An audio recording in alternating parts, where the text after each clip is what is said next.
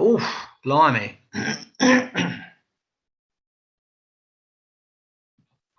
Oh, mute.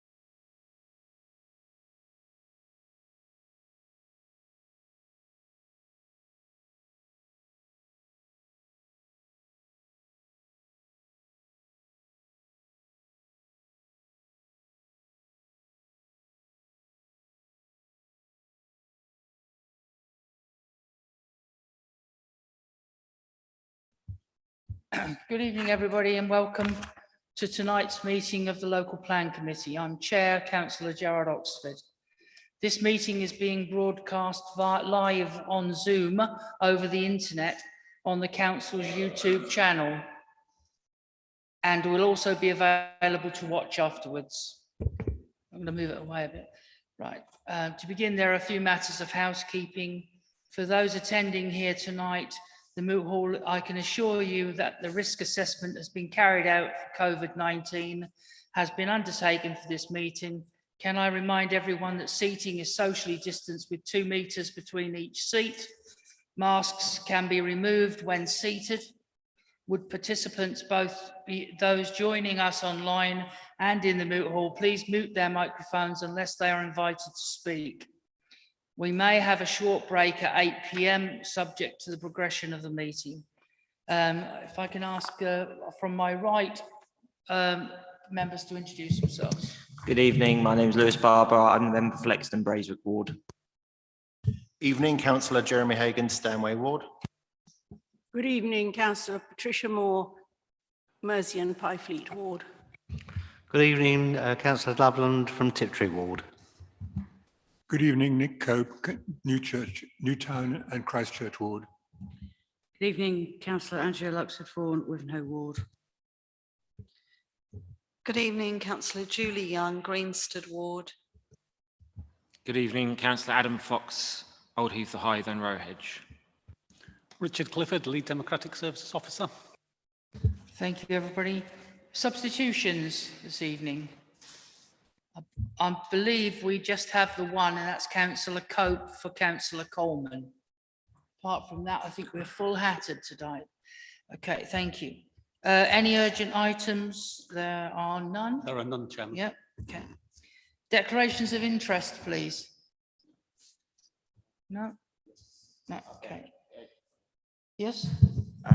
I'm a member of the Aonb Joint Committee, so I think I have a non-pecuniary interest in that item. Thank you. Thank you. Anybody else? No. Right, can we agree the minutes of the meeting on 2nd and 21st, 2nd of August and the 21st of September as a correct record? Agreed? Yes? Okay. Thank you. We're now on to item 6, general have your say items. I have 2 speakers here. First is Sir Bob Russell. If you'd like to come forward, Sir Bob, and you know the rules, 3 minutes, bell after 2. Thank you very much. Thank you, Chairman. Members of the Local Plan Committee, why is Colchester Borough Council insisting on Middlewick being kept in the local plan when it is contrary to what the Prime Minister said a little more than 2 months ago? Boris Johnson told the nation in October that new houses, quote, would not be built on green fields. The government owns Middlewick. Therefore, Colchester Borough Council should give the Prime Minister the opportunity to honour his word and invite him to withdraw Middlewick as a future housing site. The Prime Minister has given Colchester Borough Council a get out of jail card. The council should use it. I urge the Local Plan Committee to write immediately to 10 Downing Street, inviting Mr Johnson to practice what he preaches. Councillors of all political parties say they are opposed to housing on Middlewick. Here is an opportunity to unite and provide a united all-party approach to the Prime Minister. The government should honour the Prime Minister's pledge to the nation and hand Middlewick to Essex Wildlife Trust and Colchester Council for environmental safeguarding and for the benefit of Colchester's residents. Later in October, less than 2 months ago, trailed ahead of his budget speech, Chancellor of the Exchequer Rishi Sunak said, quote, one of my favourite pastimes is to go for walks in the park with my family, and I want to make sure everyone has green space on their doorstep to enjoy too. Transforming our unloved, neglected urban spaces will help protect our cherished countryside and green spaces while improving the physical and mental health of our communities. In his subsequent speech to the House of Commons, the Chancellor emphasised building on brownfield land. Colchester MP Will Quince, in a statement published in the Colchester Daily Gazette on Monday 15th November said, and I quote, the Prime Minister's recent party conference speech signalled a brownfield first approach to new developments and explicitly outlined his view housing not be developed on greenfields.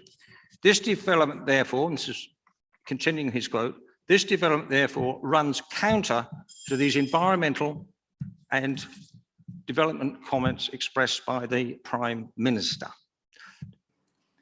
Why is Colchester Borough Council proceeding with the inclusion of Middlewick in the local plan to build 1,000 houses when it is land owned by the government? And building on those green fields would be contrary to the pledge given by the Prime Minister in October and later endorsed by the Chancellor of the Exchequer. As Colchester's MP has said, building on Middlewick runs counter to what the Prime Minister pledged only 2 months ago. Things have changed since the local plan was drawn up. The Prime Minister has said houses will not be built on green fields. The Borough Council should remove Middlewick from the local plan. If the Ministry of Defence don't like that, then let them argue with the Prime Minister. Thank you. I'm going to ask Sandra if she would like to respond to that. Or we've also got Karen Syrup, but she's on Zoom. So, Okay. you okay with that, Sandra? Yep. I'll kick off, and Karen may well want to add. I think the main thing I want to say is that the item 8 on the agenda this evening regarding the local plan modifications to which the Middlewick allocation is referred to is an item for members' information only this evening, and it's not for a decision on anything procedurally other than that. So I think the committee is being asked this evening to note the stage of the process that we're at is the part of the examination and the consideration of the next stage for the local plan, and deciding on what the final content of that plan is down to the inspector at this stage in the process, and it will come back to the council subject to the final report for adoption next year. So I don't know if Karen has anything further to add. Thank you.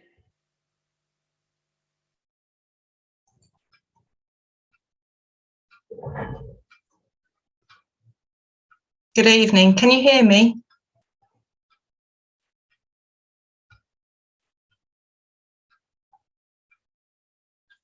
If someone could tell me if they can Yes, we can yeah. hear you, Karen. Yeah. Thank you.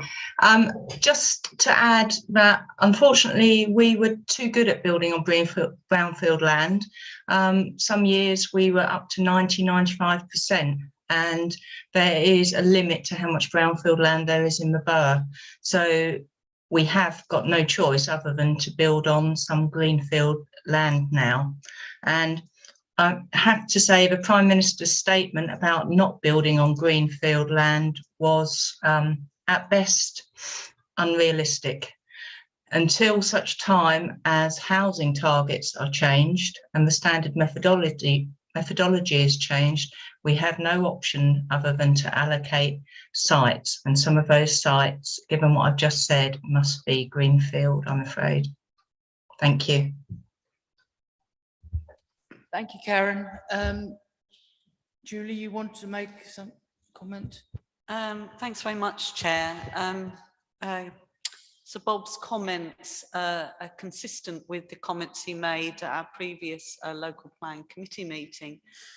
Chair, we've just agreed the minutes of the previous 2 meetings, and I will refer you to page 19 of those minutes, where it stipulates the Chair indicated he would be content to invite the MP to attend the next meeting of the committee, because whilst we would all wish to comply with the request that's made in terms of removing Middlewick, we are in a very difficult place in terms of what Karen has just said to us. So I think there is an option that the Ministry of Defence change their approach to this, and that's, I think, what the will of the committee was at that time, to invite him to come to speak to us about this matter. And I wondered whether there'd been any progress with that, Chair. Thank you, Julie. Lewis?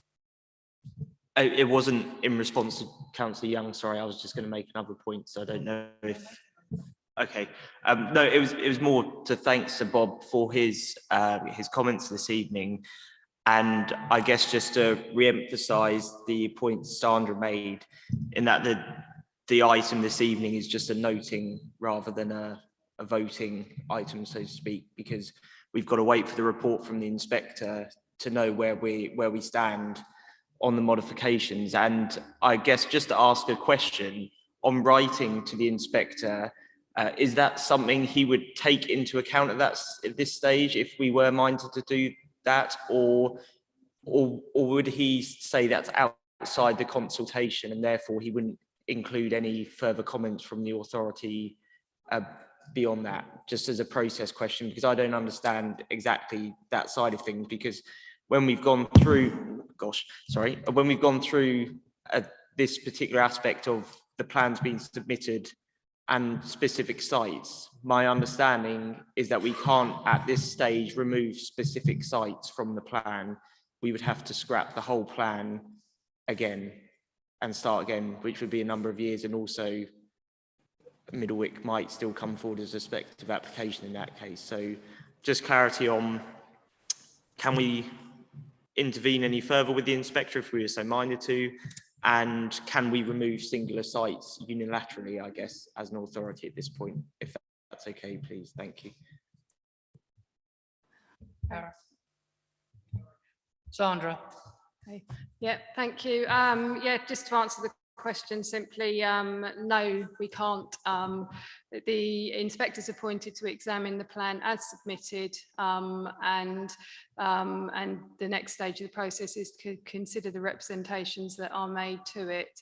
If any, the plan is submitted, the council submitted the plan which it believed was sound, and he is examining it, and the modifications process is effectively part of the examination to confirm whether or not he considers that he finds it sound and the modifications are what he feels are necessary to make it a sound plan, and the consultation is for him to consider the representations to those changes. So the short answer is no. Procedurally, that is not the role of the inspector. He is considering the plan and examining the plan as submitted. Yeah. I'd just like to add that we were advised numerous times that to not have an allocation for Middlewick in the local plan would leave us very vulnerable to speculative developments of the whole site, which could have been up to 3,000, which is what the ministry were after in the first instance. There's 1,000 in there, and then the inspector came back at section 1, didn't he? And he put some caveats on that one as well. As you say, it's already there. The other thing as well is, I was going to mention when we got to item 8, is that the consultation, the final consultation has already elapsed, and all comments made during that consultation period, which finished last month, are already with the planning inspector, who will then go through all of those, draw up his final report, and advise us what, if anything, he wants us to do further. If not, whether we just go to see whether it's formally adopted or not.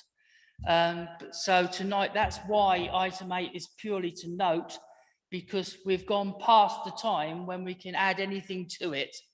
So he's got all the information that he requires and is available, and he will make the determination. That's what he's been asked to do. Julie? Yeah, Chair, I just wondered if you could clarify whether the MP was invited and whether he's declined or accepted. Richard, you'd like to come to that? Thank you, Chair. Yeah, an invitation was extended to the MP on the 21st of October, to which we had no response. Thanks very much, Chair. Thank you. Did you indicate? Sorry, okay. Adam?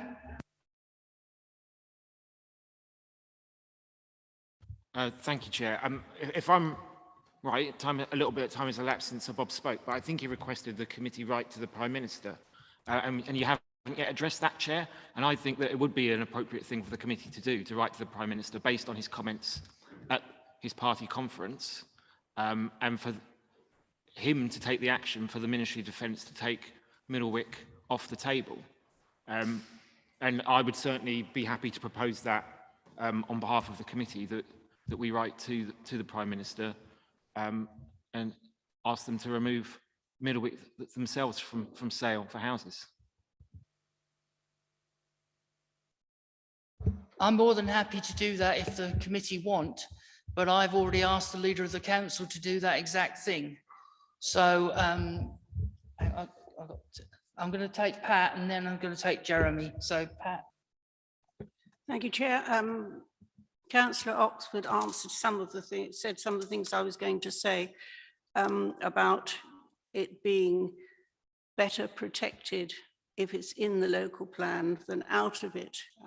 We cannot second guess what future governments will do, let alone our own, or rather the other way. We can't second guess what the current government will do, certainly not future governments will do, as the pressure on housing increases. But if it is in the local plan, we have A, the opportunity to keep the numbers down to 1,000, and B, to design and landscape it in such a way that the best areas are kept as open space, that it's properly designed for people who want to walk there, and that we don't do too much damage to the environment in those very sensitive areas.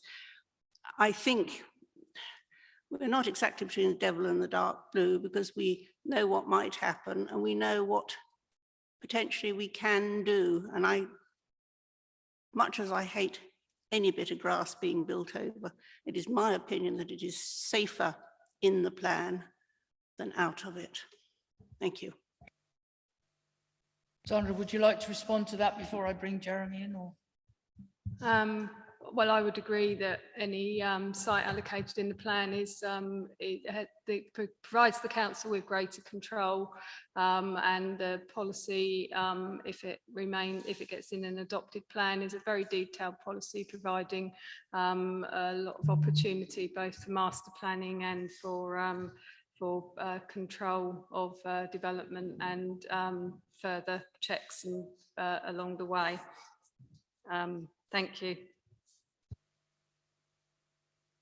Just going to bring in Karen first. She's indicating on Zoom that she'd like to come in. Karen?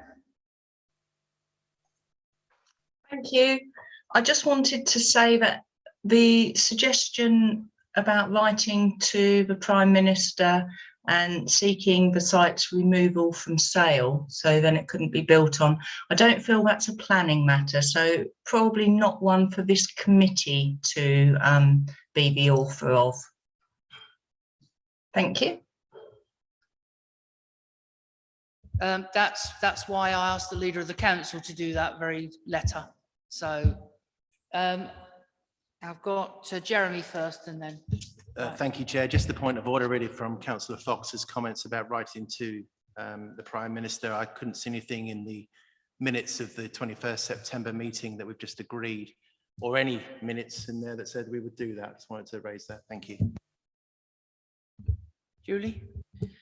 Chair, then given the comments that's been made by Karen, I think I would ask that there's a decision by this committee to write to the Leader of the Council to support your request that he contact the Prime Minister to consider removing the land from the sale by the MOD. So thank you very much for making that request, Councillor Dundas, but perhaps we could formalise that and come from the committee that we're asking him to do that to support what you've already asked for, Chair.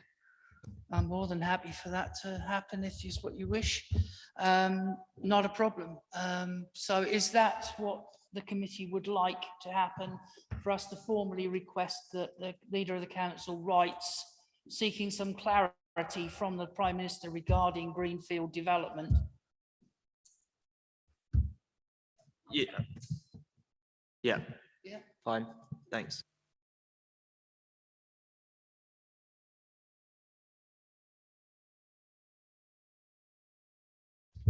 In that case, we will do that very thing.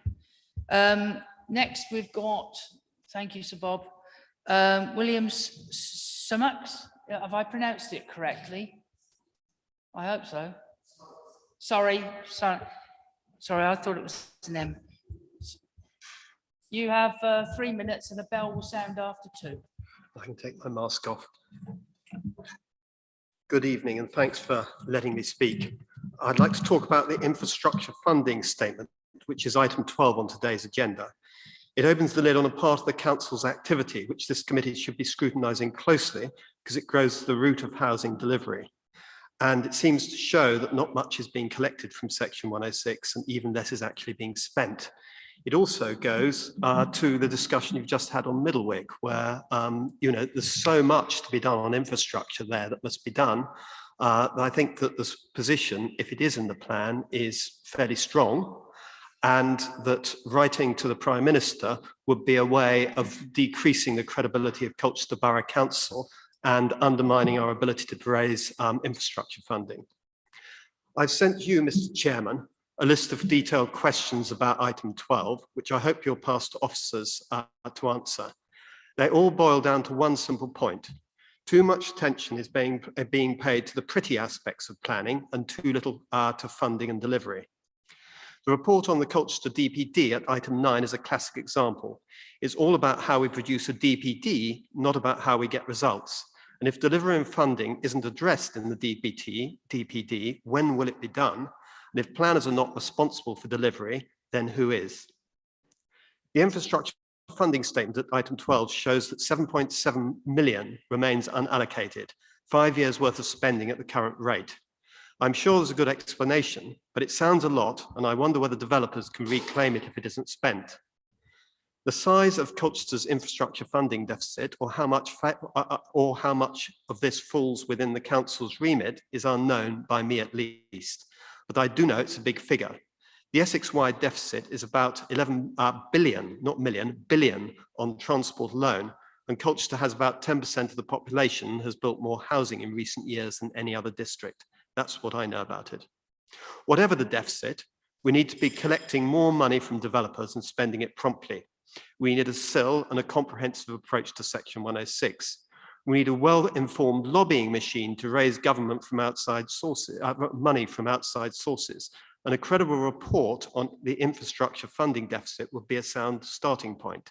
I think Andrew Ellis calls it a development constraints review, but I think he's driving at the same point. I've got copies of the detailed questions here, and I hope that they'll be answered thoroughly at some point, whether this evening or in writing later, but they're important questions. Thank you very much. Thank you. Sandra, do you want to do that, or do you want a formal reply given by Karen?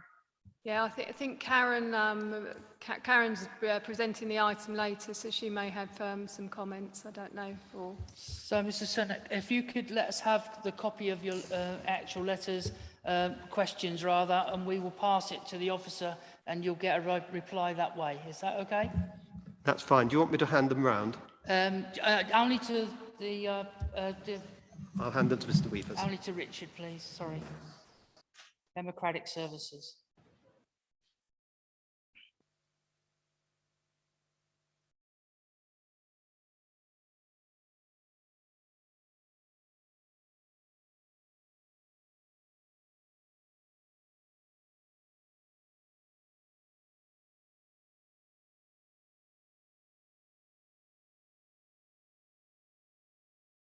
It's all right. I was looking to see if Lee was on Zoom, Lee Scordis, because he's there, but he's over there.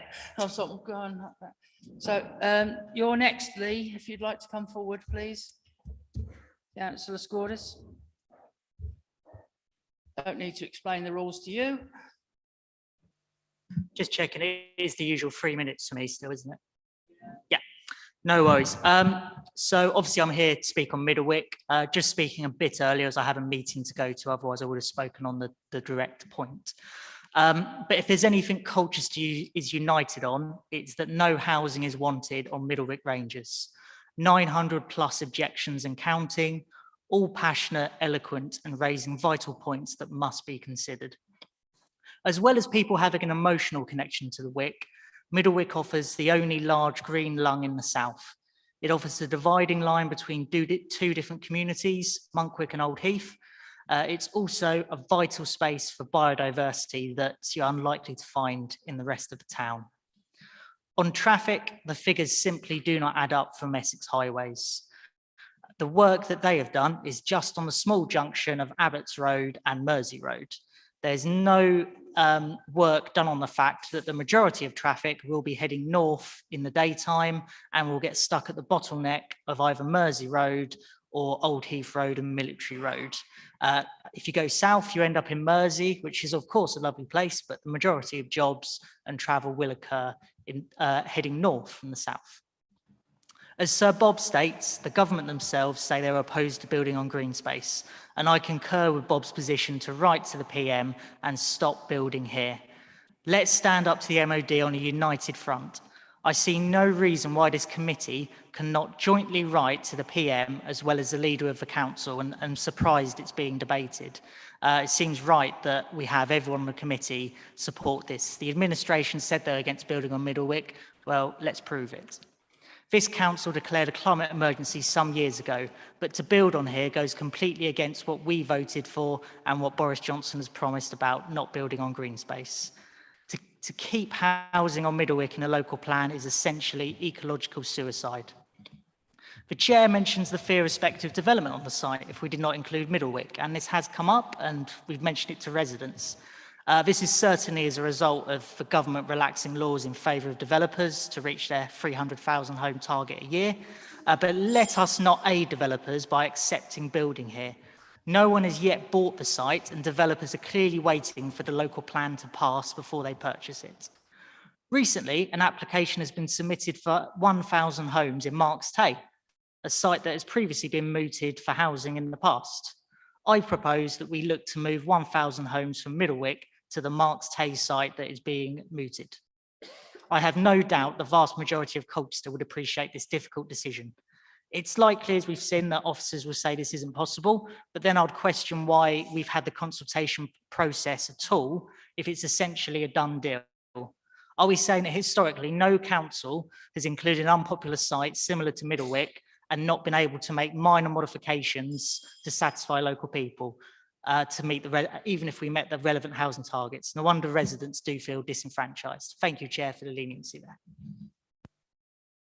Thank you for that, Councillor Scourdis. I'm afraid the most of that has been answered already previously this evening, so I'm not going to regurgitate that for you. Sandra,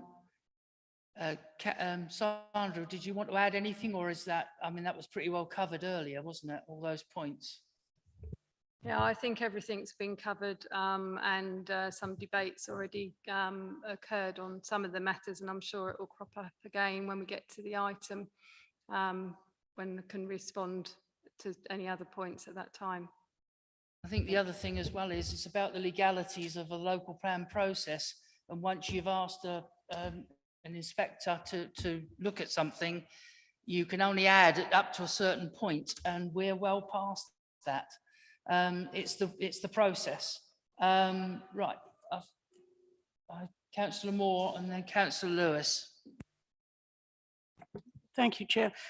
I'm rather saddened that I seem to be getting a hint of somehow this being laid at the doorstep of the current administration. It's worth remembering that this plan is one that the current administration has inherited from the previous administration. If it is so wrong, it should have been put right quite some time ago.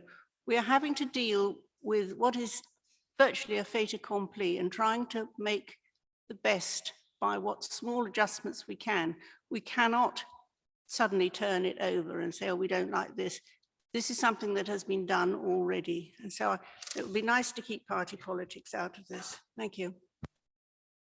I would hope that tonight is actually not about having a go at this administration, that administration, whatever, because this is Colchester Borough Council's local plan. It's now at the 11th hour with the inspector, and we cannot add to that in all of the correspondence. I'm told today in the final conversations I've had, including with legal, are with the inspector, and he will make the determination. That is what he's asked to do, and we have to abide by what he says too. So I think, you know, we've aired, which unfortunately the timing of item 8 as well could have been several weeks ago, and then it would have had some relevance. Lewis, did you want to? I think I was only just going to add that it is worth remembering that Middlewick was put in willingly by Colchester Borough Council. And it was voted on in 2017. I didn't vote to submit it then, but the reason we're here is from the process starting in 2017. It's a long process. And that's, I think just going forward, it's worth remembering how sites are included, which is Colchester Borough Council putting them in. And so that's why we're here. Thanks, Chair. I was just going to say whether it's a pleasure or not, but this is my 3rd local plan process, and this is the longest that I've been involved in. Sandra, you have your hand up. I think Karen has indicated she'd like to speak, yeah.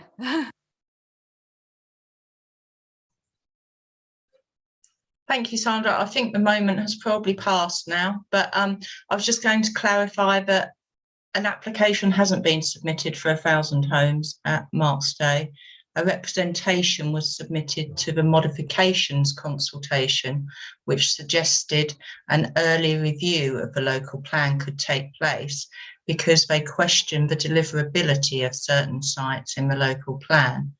They haven't put forward their site for inclusion at this stage of the local plan process because they recognise that a site of 1,000 dwellings cannot be added or removed as a minor modification at this stage. Thank you. Thank you, Karen. If we can move on now to item 7.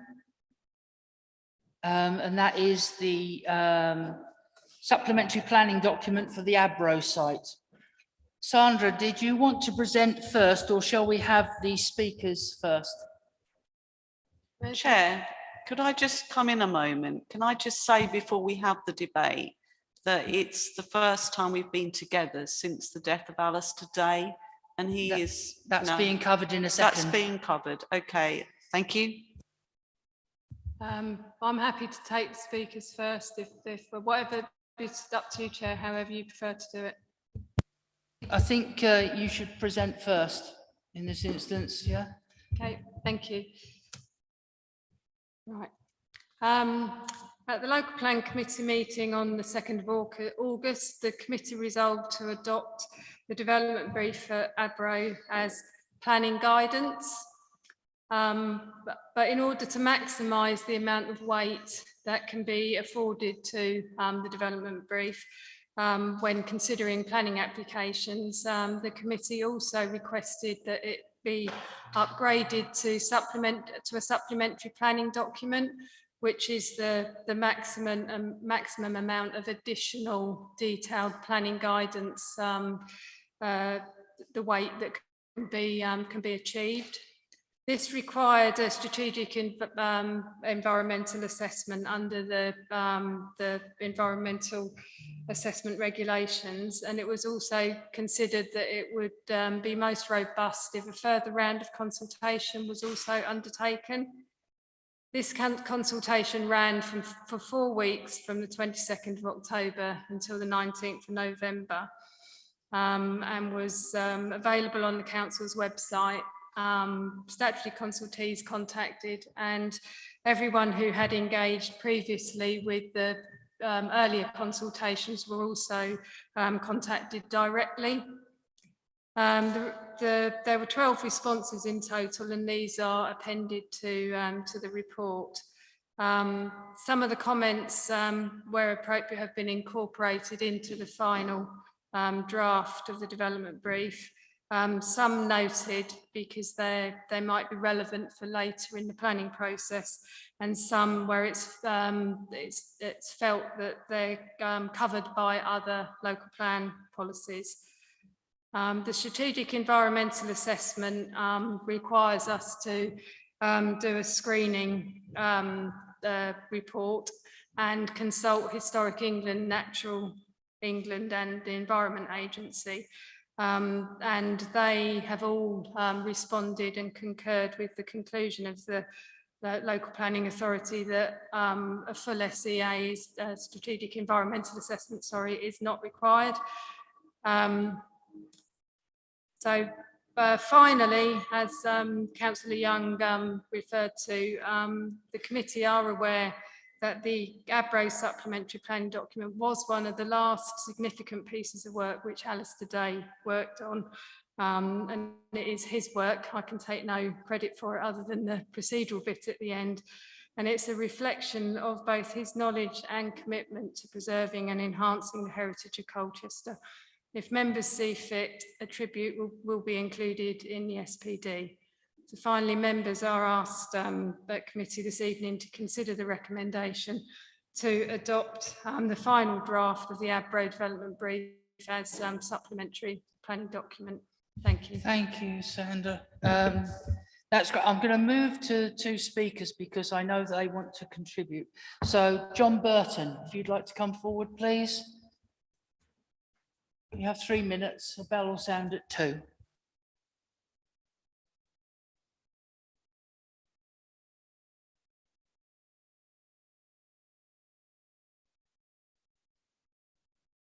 Got it. I beg your pardon. I'm speaking this evening as president of Colchester Civic Society, and it's the first time we've had the opportunity to read this note out. May we ask you to record in your minutes that the Colchester Civic Society presented to the Planning Committee their condolences to the family, friends and colleagues of Alistair Day, Colchester's Special Planning Manager, who died on the 24th of October. Colchester has benefited greatly from Alistair's professional skills. A recent example is the work Alistair undertook in advising you as a planning committee on the way of developing an extremely complex and important site known locally as Abro, or the artillery barracks site. As was typical of Alistair, he gave us and others opportunity to share ideas with him as he developed his brief for that site. The Society is saddened that this planning brief for the Abro site was to turn out to be his last major work as a planner. Colchester will sorely miss his planning skills. The Society has built up a great deal of respect for Alistair. As a civic society, we often voice objections to proposals.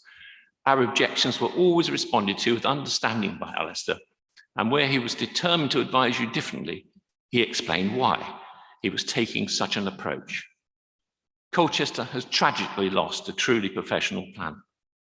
Would your committee be prepared to take on an idea we have formulated of naming a building or a principal road on the Abro site as a lasting memorial to Alistair Day? Thank you, Chairman. Thank you indeed. If it's okay with you, Sandra, I'm going to ask Sir Bob Russell to come forward next, and then you can respond to both at the same time. Sir Bob?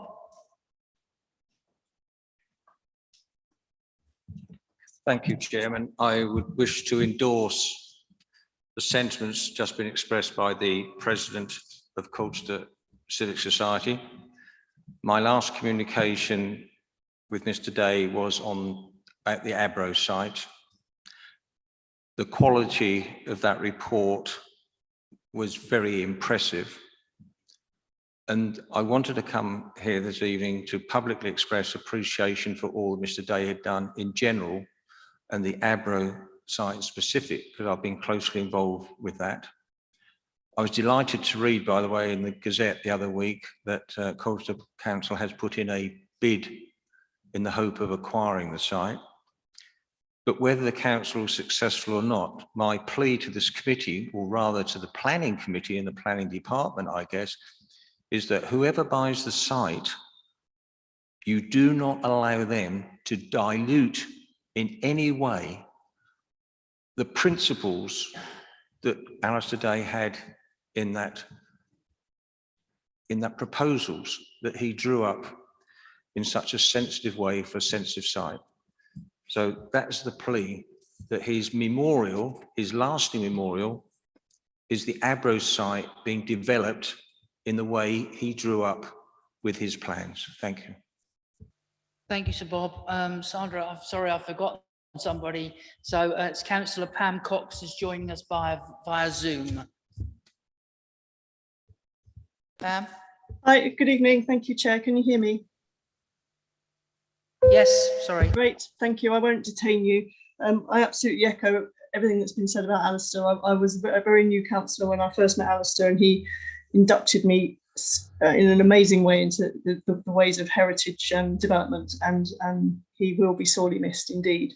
My question is around the Abro brief. As a ward councillor for Newtown and Christchurch, I absolutely welcome the supplementary planning document and the creative vision for the site. However, my question is rather slightly different tonight. I would like to seek assurances from the local plan committee about the matter of integrated and sustainable traffic management between that site and other areas surrounding that site, around, say, St Botolph's, from the station to the site, and indeed from that site, and particularly the housing that's due to be built on that site, to the A12 via Abbey Fields and Lexton Road. So my question is, what assessment has been made of the impact on the surrounding neighbourhoods of the likely increase in traffic if 300 homes are indeed to be built there, regarding the traffic flows in the Abbey Fields area and the area encompassing Butt Road, Malden Road, Drury Road and Lexton Road? And I'd also like to know that, noting that there isn't going to be, and quite rightly so, a strategic environmental assessment of the site itself, how will the environmental impact on the surrounding areas, existing areas, be assessed and mitigated? Thank you. Sandra, I'm going to let you respond to those three speakers first, and then I'll bring in members. Okay, thank you. I'll take the, the two more technical questions first, if that's okay. Just on the traffic impacts, at a high level, the transport modelling for the local plan will have taken into some account an assessment of the impacts for all development proposed across Colchester. But I think importantly, a more detailed assessment of transport impacts, including on the surrounding area, and sustainable traffic measures and management and mitigation thereof will be assessed in more detail at the time of the planning application. So I think hopefully that will provide the assurance that Councillor Cox is looking for on that point. And on the environmental impacts, yeah, the strategic environmental assessment is a very high level and by its name very strategic. And again, because this SPD is about looking at a greater level of detail, it's not wasn't a surprise that it was screened out from a strategic environmental assessment. However, it will be there will be a requirement for an environmental impact screening opinion at the time of a planning application, and even if that isn't required, the SPD itself and the local plan policies as a whole will ensure that there is proper and full consideration of all of the wider environmental impacts and identify any mitigation requirements at the time, and which can be, if necessary, conditioned to the decision at the time. Hopefully that addresses those points. And on the comments about Alistair, what can I say? Just echo everybody's thoughts over to the committee. It's sorely missed, and it's an amazing piece of work, and it's a real tribute to him. And thank you. Thank you. I'm just going to say something before I've got two members to bring in. But in the report, for instance, in 3.1, it says to adopt the adoption of the Abro development brief as supplementary planning document, which is a higher category, will set out key parameters of how this site should be developed once adopted. The brief will inform the key planning policy requirements for consideration when determining planning applications. And this has not only Alistair's fingerprints all over it, it has his thought track and his whole being in it. And I think it's, as you say about legacy, Sir Bob, I think this is absolutely a legacy development for him. And subject to what others think, I think some form of memorial, either a building named after it or a road, I think would be very fitting, in my opinion. Now, so apart from that, I've got Councillor Lewis, Barber, and then Julie Young. Thank you, Chair. I would be completely supportive of such a act of remembrance for Alistair. I always enjoyed his reports that come to committee, and there are many evenings I haven't enjoyed, but they were always enjoyable and fascinating to listen to, and you could tell his passion. So he'll be sorely missed, and I do think some form of memorial, whether a building or a road, I'm sure wider committee, and when it comes to it, planning would support that too. On the substance of what I wanted to say, just in response to Councillor Cox, who spoke just a moment ago on sustainable transport provision, I love sustainable transport provision, so I would be completely supportive of finding a way to improve in that area, that sort of infrastructure. And it probably just goes to show another reason why it'd be all the more important for the authority to have control of the site, because it means obviously we can have much more control over the shape of the development that goes in there, and we can promote sustainable transport options. And I would also refer Councillor Cox to the wonderful active travel proposals in and around Lexington, which I love, the segregated cycle lane, which will help link up the infrastructure and promote sustainable transport around there.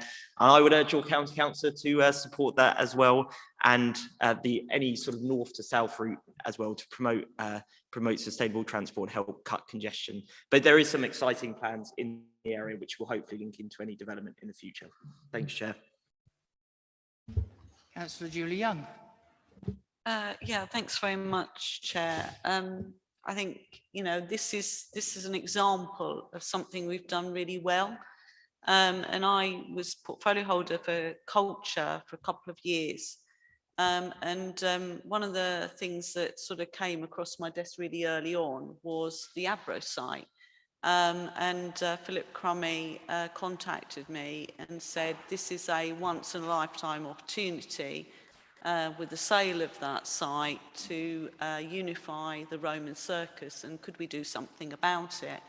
Over the course of a few meetings with Alistair and various other planning officers, with the Colchester Ecological Trust, and as John Burton has said, with the Civic Society, I think we came up with a plan that, shows the very best of something that's been developed with the people and not done to the people. And I think it's an example that we should follow in the future. Because if we do it this way, we actually end up with something we can all be proud of.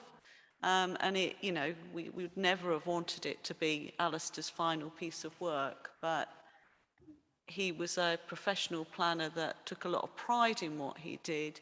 And I guess, that will be a fitting memorial for his family to see something marked out in that site to commemorate the work he's done in this piece of development work.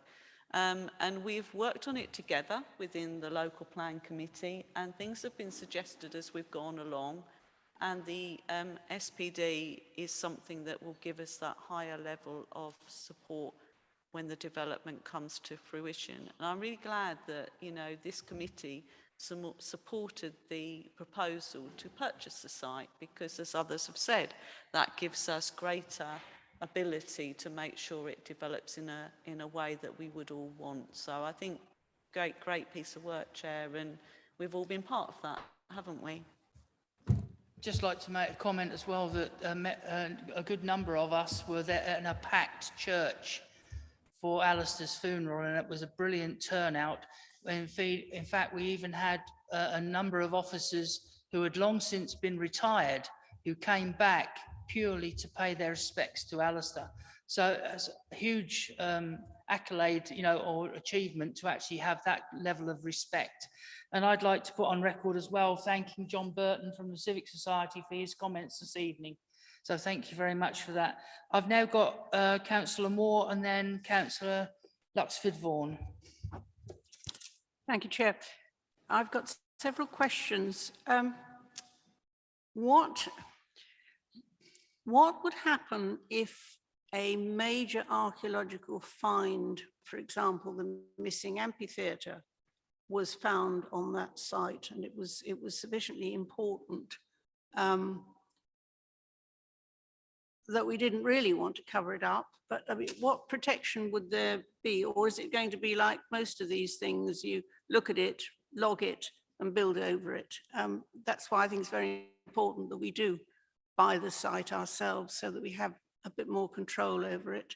I'd like to know is if we don't buy it, whether we are actually able to preserve for the public a major find, should it be there. The other thing is that I noticed in the comments, somebody suggesting that the retained buildings should be, one of them at least should be as a museum for the army or something. Sorry, I can't think of the right wording. But yeah, but the retained buildings should be used as museums. I think 2 different ones were suggested here. And also I would like to be reassured that the standard of building that is there, let's roll back a little bit. Not very long ago, I walked from Butt Road through to the pharmacy to have my booster injection, and I was absolutely bowled over by the standard of the buildings through there. I thought they were wonderful. And I really would hope that whatever we do build on the Abro site at least comes up to that standard, because I'm a person that likes open spaces, but when I walk through a really well-designed urban setting, it lifts my heart, and it must lift the residents as well. So whatever we can do to make absolutely certain that what goes there is to the standard of the adjacent buildings, I would support. Thank you. Councillor Luxford-Vaughan. Thank you, Chairman. I too echo everybody's praise of Alistair's work for us, and certainly this report is no exception. It's a joy for some of us who have a secret. Sorry, Andrea, could you just move the microphone a bit closer to you? Okay, a secret passion for powering policy to read such a lovely document. And what I'm about to say is not a criticism of his work, but I did notice that there is a reference to water supply and waste recycling, which then refers to a policy DM25. I brought it up with officers. I didn't really feel that was hard-hitting enough as a policy reference, and that there was stuff within Section 1 policy that we could use.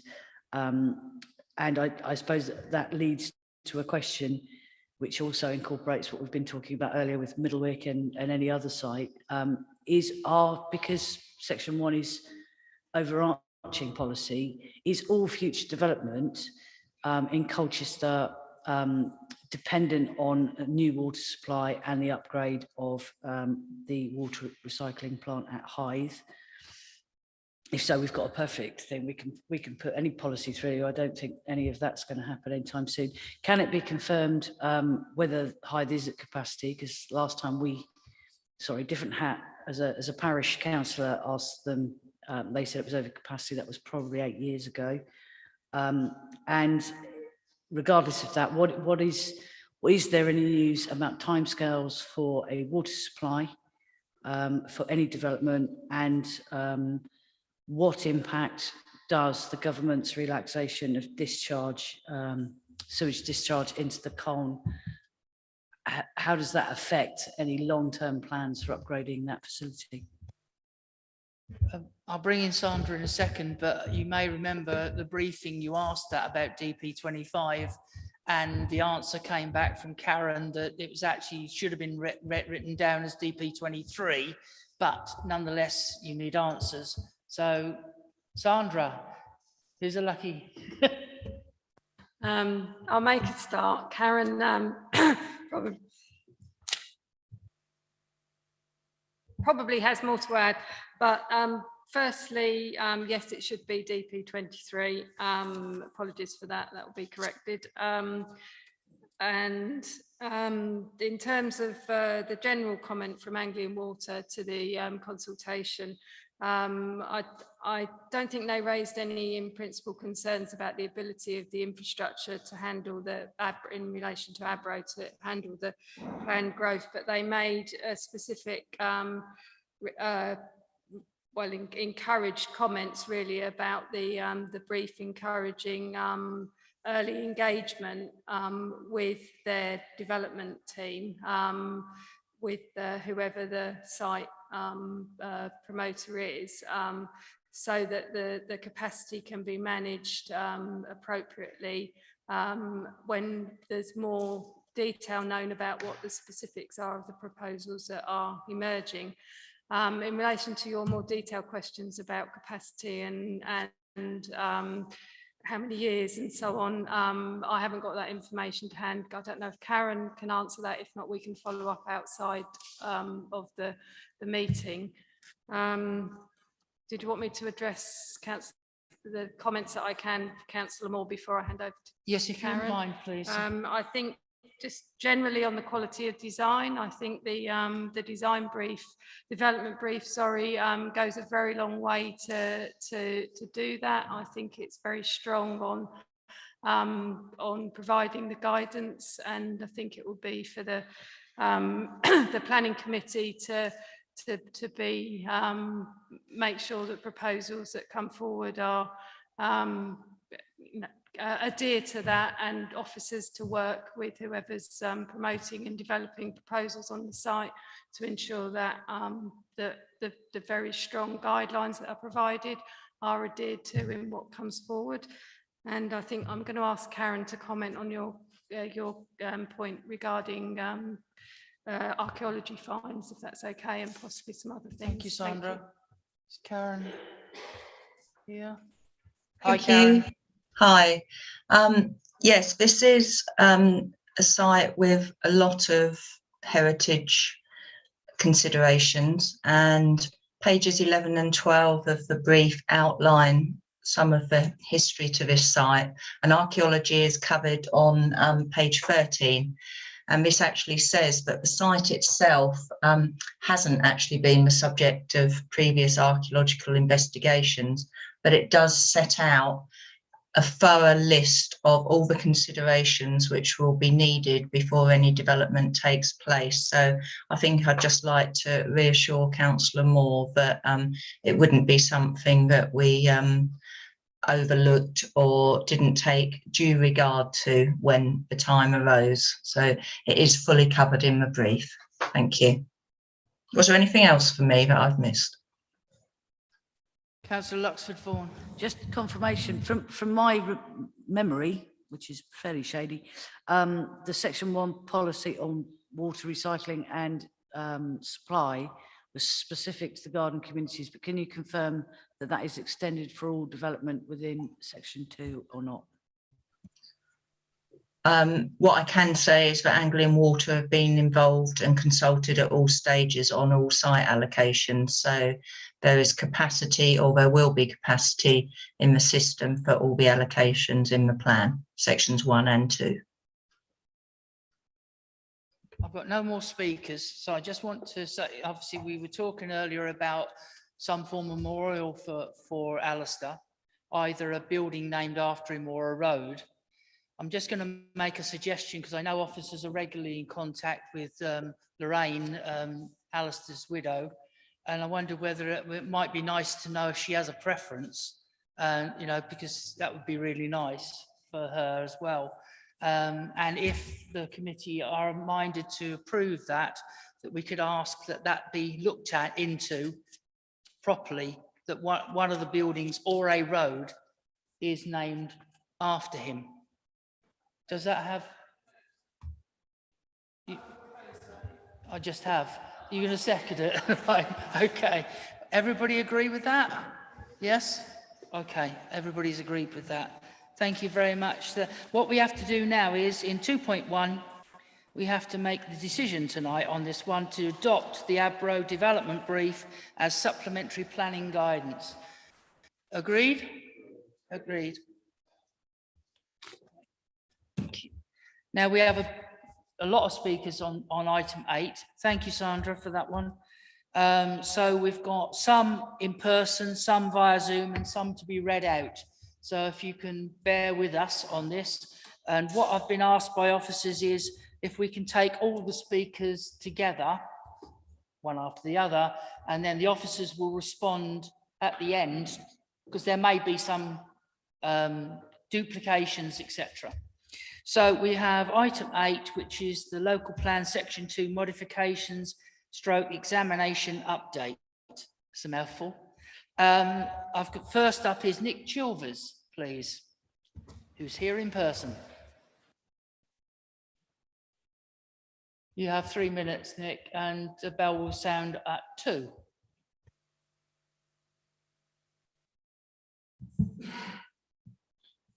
Thank you, Chairman. At the risk of regurgitating some stuff I said earlier, I'm going to touch on this, the results of consultation. Under each of the main modifications, officers have summarised objections and comments, and the public have done their bit with well over 1,000 objections about the inclusion of Middlewick in the plan. Now, residents didn't take the trouble to navigate this process just to be contrary. So will panel members compliment those who engaged with thoughtful contributions? Campaigners are grateful to the handful across party lines of councillors who lodged objections and suggested further modifications. Those who didn't, that represent the wider areas that will be affected, may regret that later. Anyway, the word restraints has been used with regards to transport, MM36. Now, although Essex County highways seem totally relaxed, as they always are, at the April hearings, a better description would be a complete nightmare. So for the panel to consider, does the panel still cling to the presumption that there will be a modal shift towards sustainable transport, that is the bike, bus or Shanks pony? Will you be able to install cycle lanes where they are most needed? No. Can bus priority lanes be installed anywhere along the main route? No. Will you be compulsory purchasing the eastern side of Lower Mersey Road to open up the polluted canyon? No. Will you stop car parking on both sides of Old Heath Hill so 2 lorries can pass? No. Can highways stop the increased traffic in levels at the dangerous Old Heath Road, Abbots Road junction? No. Will you stop even more cars using Bourne Road as a rat run? No. Will you ever stop the flooding along Haven Road? Probably no. Do you think pollution levels will rise after the Wick is built on? Yes. Now, if you agree with these answers, my answer, why didn't you actually say so at earlier meetings? What's the point of having local representatives and elected on a panel if they don't challenge the blindingly obvious on a subject like this? It looks as if you've swallowed the so-called expert reports, all impressively technical, but clearly impractical. So I ask, in light of the public response, does each panel member think the benefits still outweigh the harm or not? I'd ask the panel to answer individually. Look, please, Chair, don't pass all this to the officers. It's the panel's plan, and you should be able to defend it. I've got a bit more, but I'll leave it there. Thank you very much. Thank you, Mr. Chilvers. John Acker is next.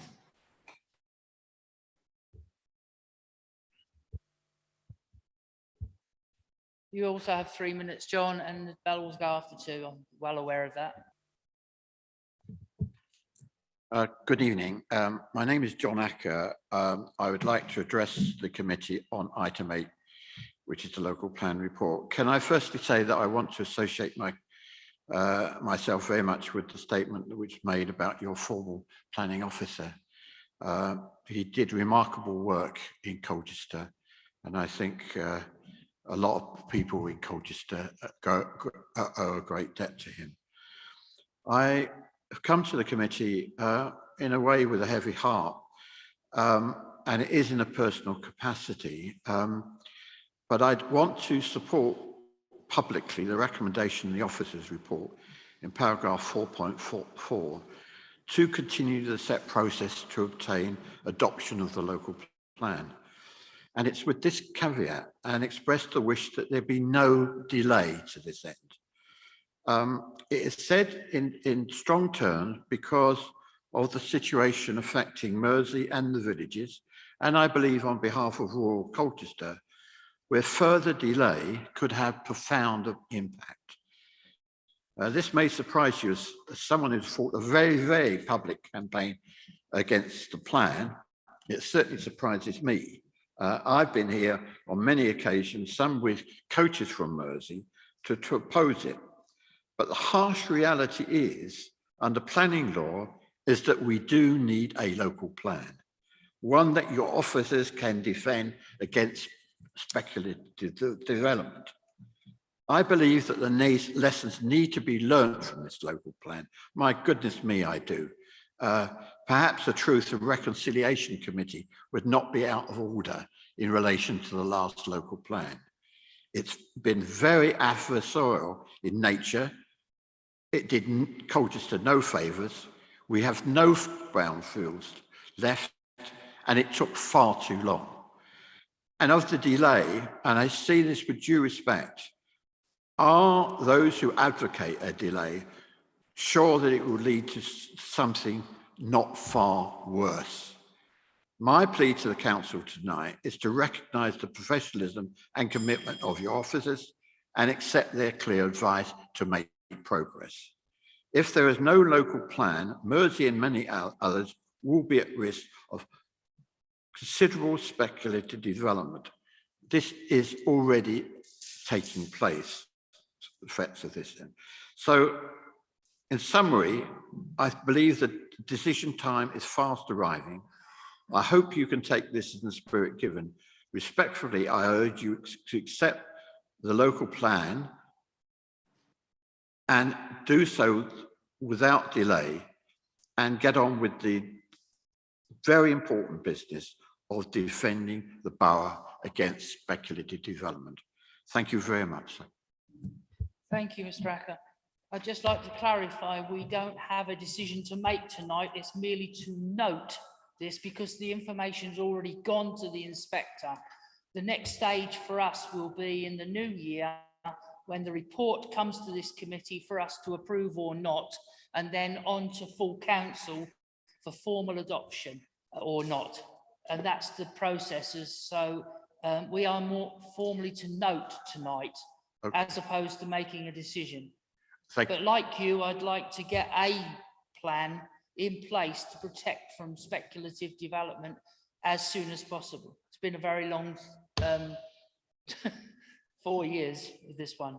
But if you could forgive me, sir, I just wanted to put on record the threat that actually is in the wings unless we get on with the development. Yeah, we're well aware of the threat.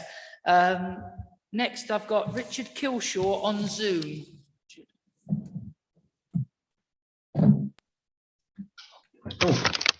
Evening, Richard. Hello. Hiya. Good evening, Chairman and councillors. 3 minutes, and you'll be notified at 2 that you have a further minute. Okay. Okay. Thank you.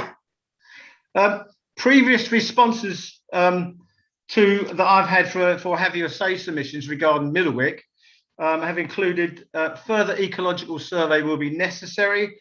Our experts will resolve your concerns, and that housing has to go somewhere, and nobody wants it near them.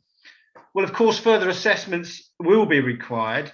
The evidence we've seen so far has too many survey limitations and does not make a case for allocation. And Middlewick isn't just any other development site. You wouldn't think of building on Lexington Springs or Castle Park. It provides the same community benefits as those for recreation, the same physical and mental health benefits as those sites, but with additional wide open spaces, natural habitats, and wildlife value throughout that increases those benefits tenfold. The cost to start the plan again has also been raised as an issue, but it's not possible to compare that cost with the ecological value at risk here and the contribution that the site makes to the wider environment.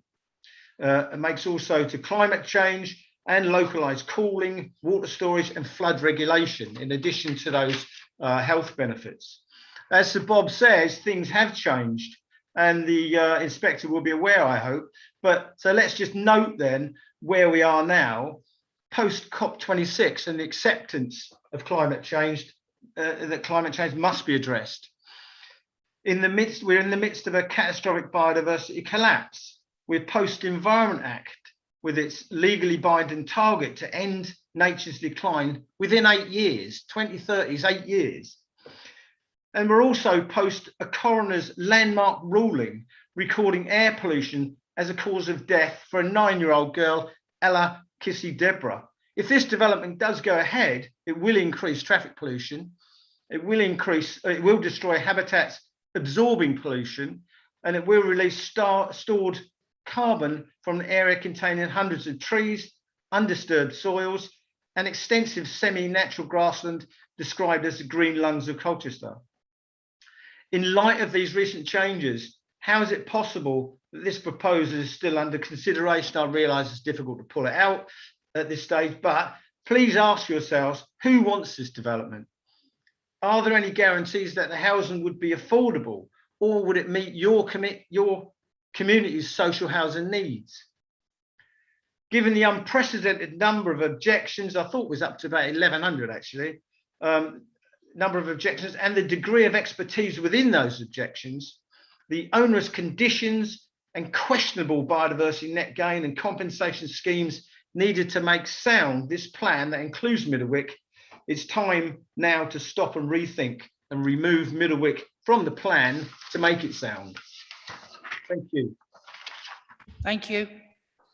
The next speaker is Lisa Cross.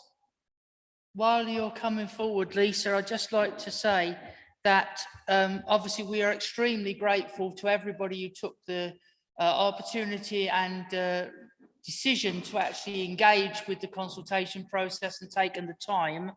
We had 1,192 in the last consultation stage, of which 29 were in support of the main modifications, but obviously the vast majority were not. And obviously it's brilliant that so many people took the opportunity and the time and trouble to take part. So thank you there. I'm now going to come to Lisa Cross.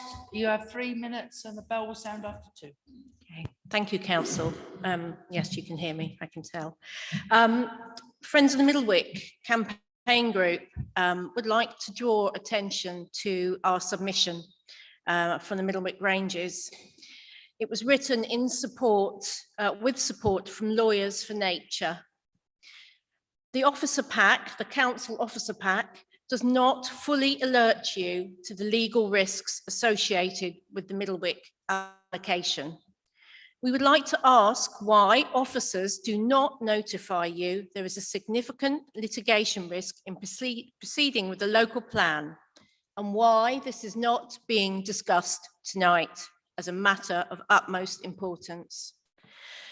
We assumed that officers would have provided you with a copy of our submission, given its significance.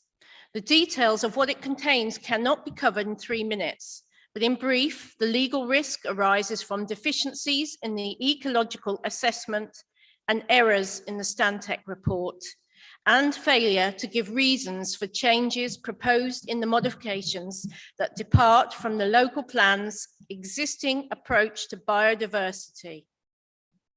Members should this evening be debating this legal risk, and what to do about it.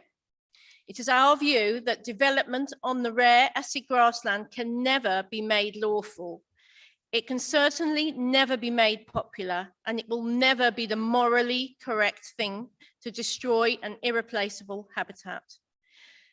Therefore, the Middlewick allocation must be removed. No doubt at this stage, officers will tell you it's not possible. Well, I've sat here and heard that. But you will remember that an entire 24,000 home new town in Marks Tay was removed from Section 1. Officers will tell you that 1,000 homes will have to be found elsewhere, but we don't believe that's the case.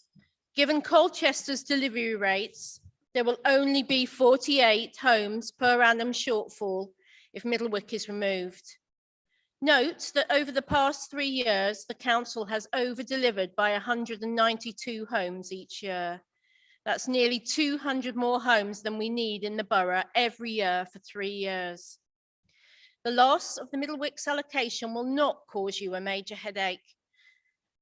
The major headache that officers wish you to believe it will. It just needs a pragmatic approach. Perhaps 48 homes per annum can be mopped up in a windfall. Please ask officers to work for local people and not against them. So we ask, will members now insist that the council writes to the inspector noting that it wishes to remove this allocation from Section 2? And on a personal note, I would just like to say, what we are very bad at is prioritising the environmental cost of our actions, and we will pay for it with our future if we don't do something now. Thank you. Thank you, Lisa. I'd just like to clarify a couple of points that you made, and officers will sum up at the end. But the other two garden developments were rejected by the inspector at Section 1 stage. That's why they were removed, because the inspector determined they should be removed, not us. Okay, so that's one of those things. It is in there and now can't be removed only by the inspector. And as I said, we're well past that deadline. It was last month was the last deadline. Yes. All submissions, including hopefully yourselves, are in there.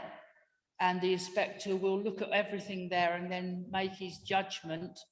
And it's his judgment, not ours, based on all the evidence he has before him. And finally, I did check with our legal people today, who said everything that councils do is in the end subject to potential call into challenge, and they're quite content with everything that's been done in this regard. So that's as much as I can say on the subject, but officers will respond to the whole questions later. Thank you. Thank you. Next, I have Andrew Wilkinson, which is going to be read by our intrepid Richard. Thank you, Chairman. This is the statement from Andrew Wilkinson. We have had a number of conversations with councillors over the past few months about the inclusion of Middlewick Ranges in the local plan.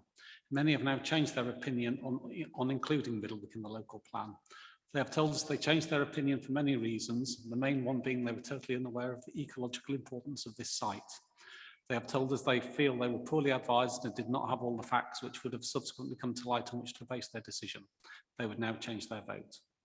Who advised councillors to include Middlewick in the local plan, and why were the full implications, including the ecological importance of the site, not included?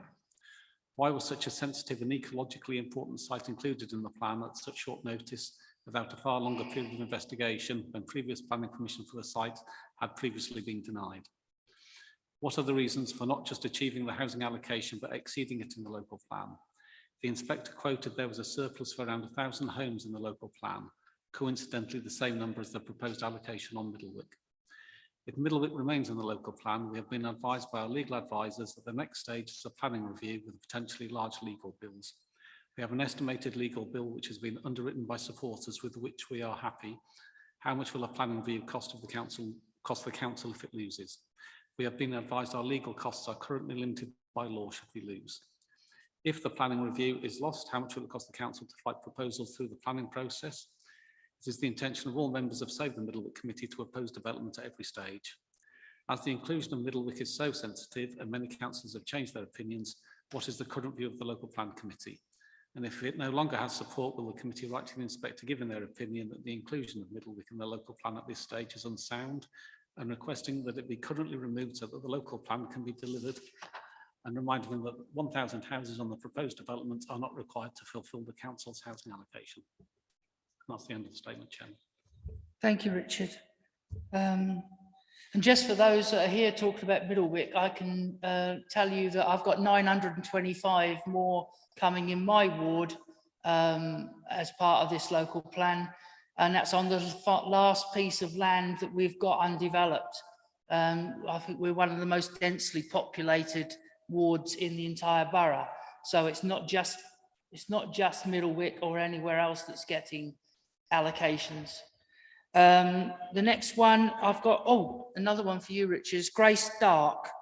Thank you, Chairman. This is Grace Dark's comment. Since the Middlewick Ranges was first added to the local plan 5 years ago, there have been many developments and advances in our knowledge of the site and the world. As you would be aware, the site plans were submitted with out-of-date reports, including ecological surveys submitted by the MOD/PIO, which had been carried out at poor times and were riddled with limitations, making it inaccurate. As you'll know, the site allocation attracted the attention of many independent and organised ecological groups.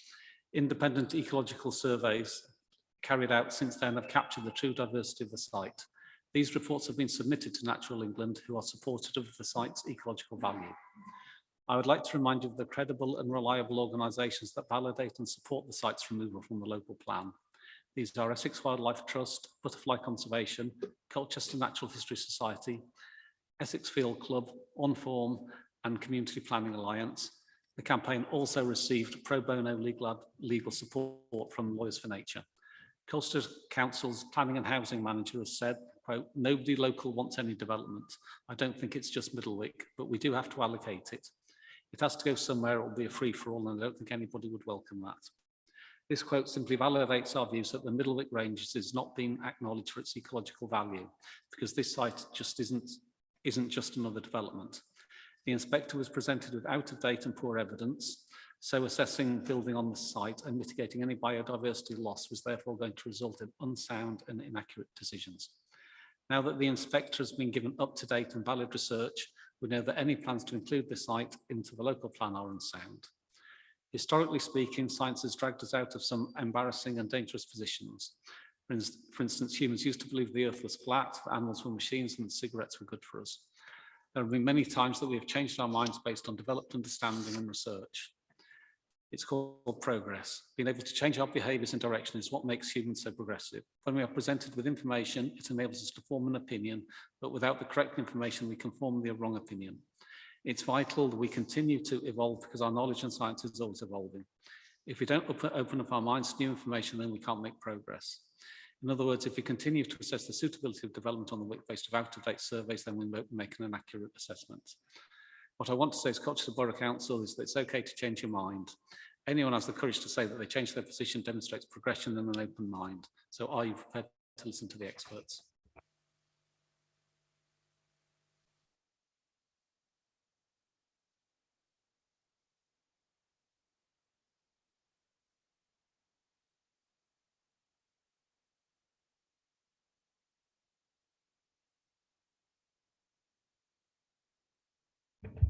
Rob, are you there?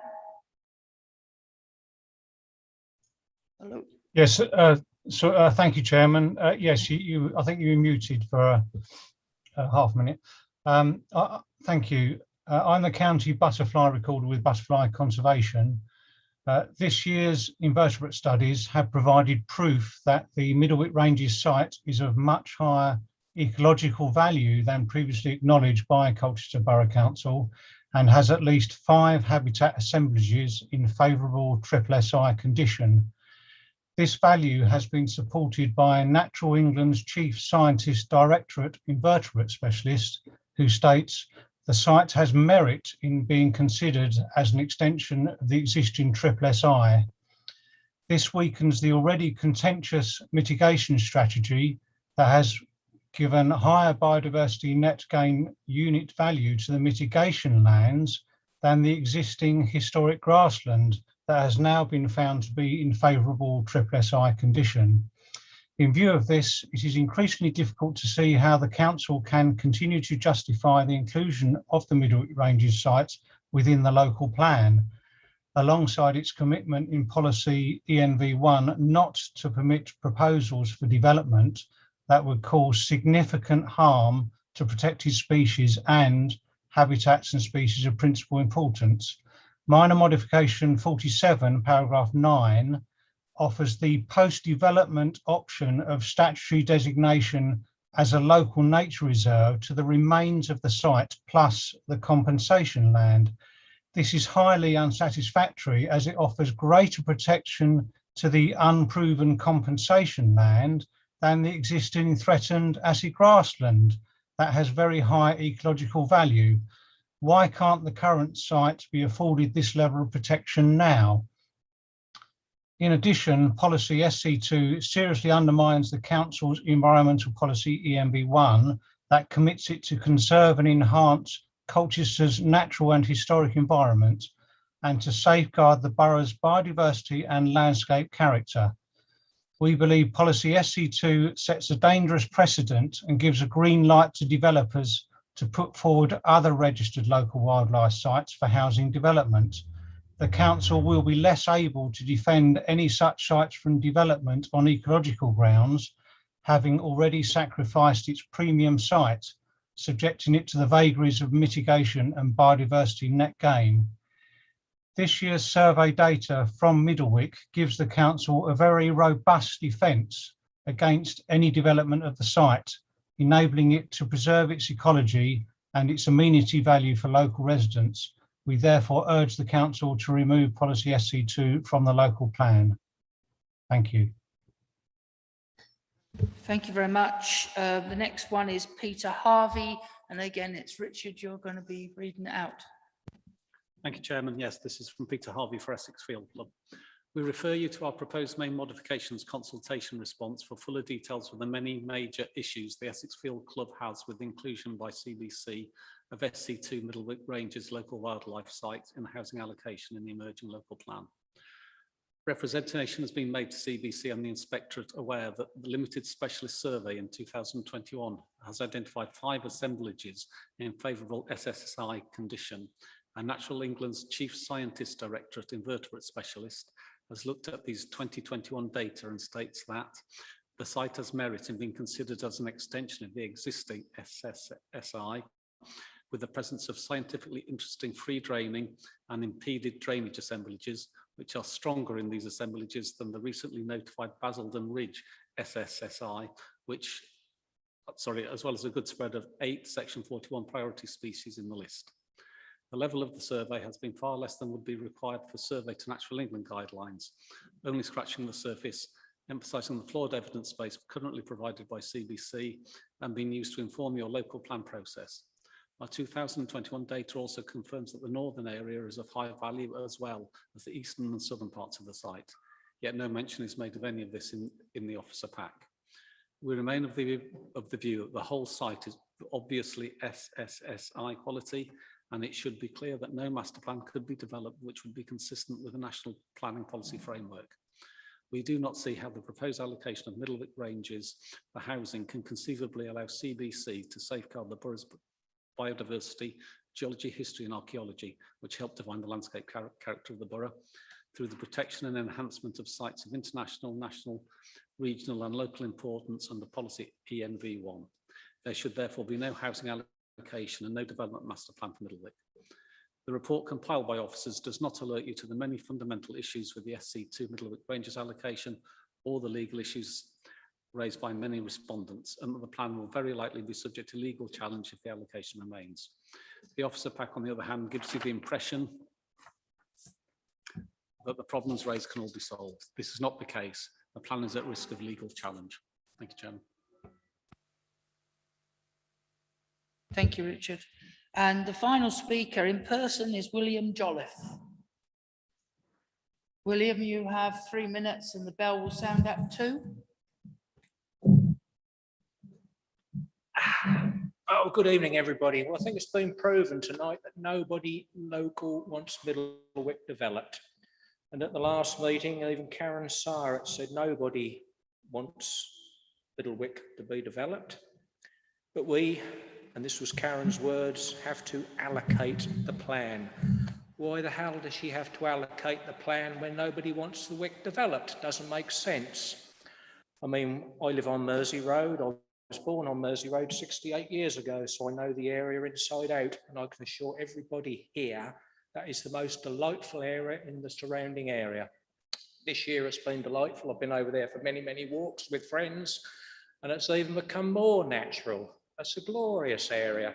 And I have a word for Colchester Borough Council. You'd have to hang your heads in shame if you sign that over. The inspectorate isn't local. He comes from Bristol. It might be a lady, I don't know. But it must not happen. I beg you to stand your ground and say to that inspectorate, Colchester Borough Council does not want Middlewick developed, and that is our final word. I'm sure you can do it. I really do. I mean, when you look at that area, the pandemic has come into its own. People have been over there for quiet walks to clear their minds. It really is, you know, would be disastrous to see it built on with housing and concreted. And another thing is climate change. I mean, when you think of that, you know, all the pollution. I mean, the Mersey Road, Abbots Road, Old Heath Road now are clogged up with traffic. Outside mine every evening, well, say from 3:30 till 5 o'clock, there's a tailback of traffic. I mean, it just doesn't make sense to build on Middlewick. And another thing I heard the other day from a nice guy on the radio, he said even some towns, they're thinking rewilding areas instead of building on them. Rewilding, well, that's a great thing, isn't it, for climate change? I mean, to look at the Wick now, there's foxes, badgers, muntjacks over there, even grass snakes go through. So I really honestly, well, beg you really to say to that inspectorate, no, we do not want this Middlewick developed. And that surely must be a final word. Nobody really wants it. So, you know, you must give it very, very careful thought, because to look at that, I was over there a few weeks ago doing poppy appeal work, and it was getting to the sun, with the sun setting, it was absolutely marvellous, you know, to see all the glorious greenery in the bushes over there. In fact, there's more trees and bushes grown in the last 10 years. It's become even more natural. And to think of a bulldozer and a JCB going through, it'd be horrific.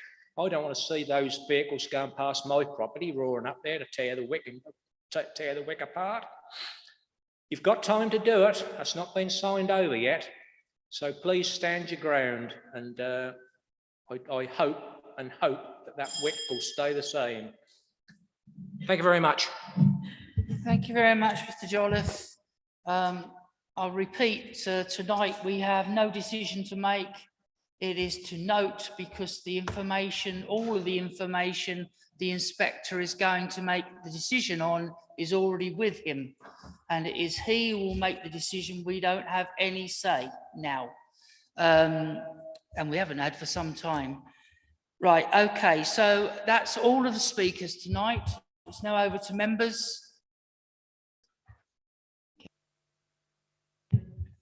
Thank you, Chair. I want to thank everyone who's come along online on Zoom, who's made the time and effort to come and speak on this important topic. I'm new to this committee since May, and I've been following it online and on social media and so forth prior to my election, and it's a very difficult position to be in, because part of me go, no, we don't want it, we must take it out, and then you go, but what's the legality of doing so? What's the risk in doing so? And to hear everyone say their piece today has been welcoming, that, you know, Middlewick is not wanted. I have 5 questions I want to just put to officers, if you wouldn't mind, whether Karen wants to pick up or Sandra. I'll read those questions out, and then if you can either come back to me today, or if you can come back in a written report, that'd be fantastic. Thank you. Very quickly. So question 1, have all the submissions been sent to the inspector, or just those in the summary report? I'd like that clarified, please. Question 2, could you clarify the process if the local plan is found unsound by the inspector? What position does that leave us in? What's our next steps? Question 3, Could the council legally challenge the inclusion of Middlewick site should the decision of the inspector find the local plan section 2 sound without triggering a local plan review?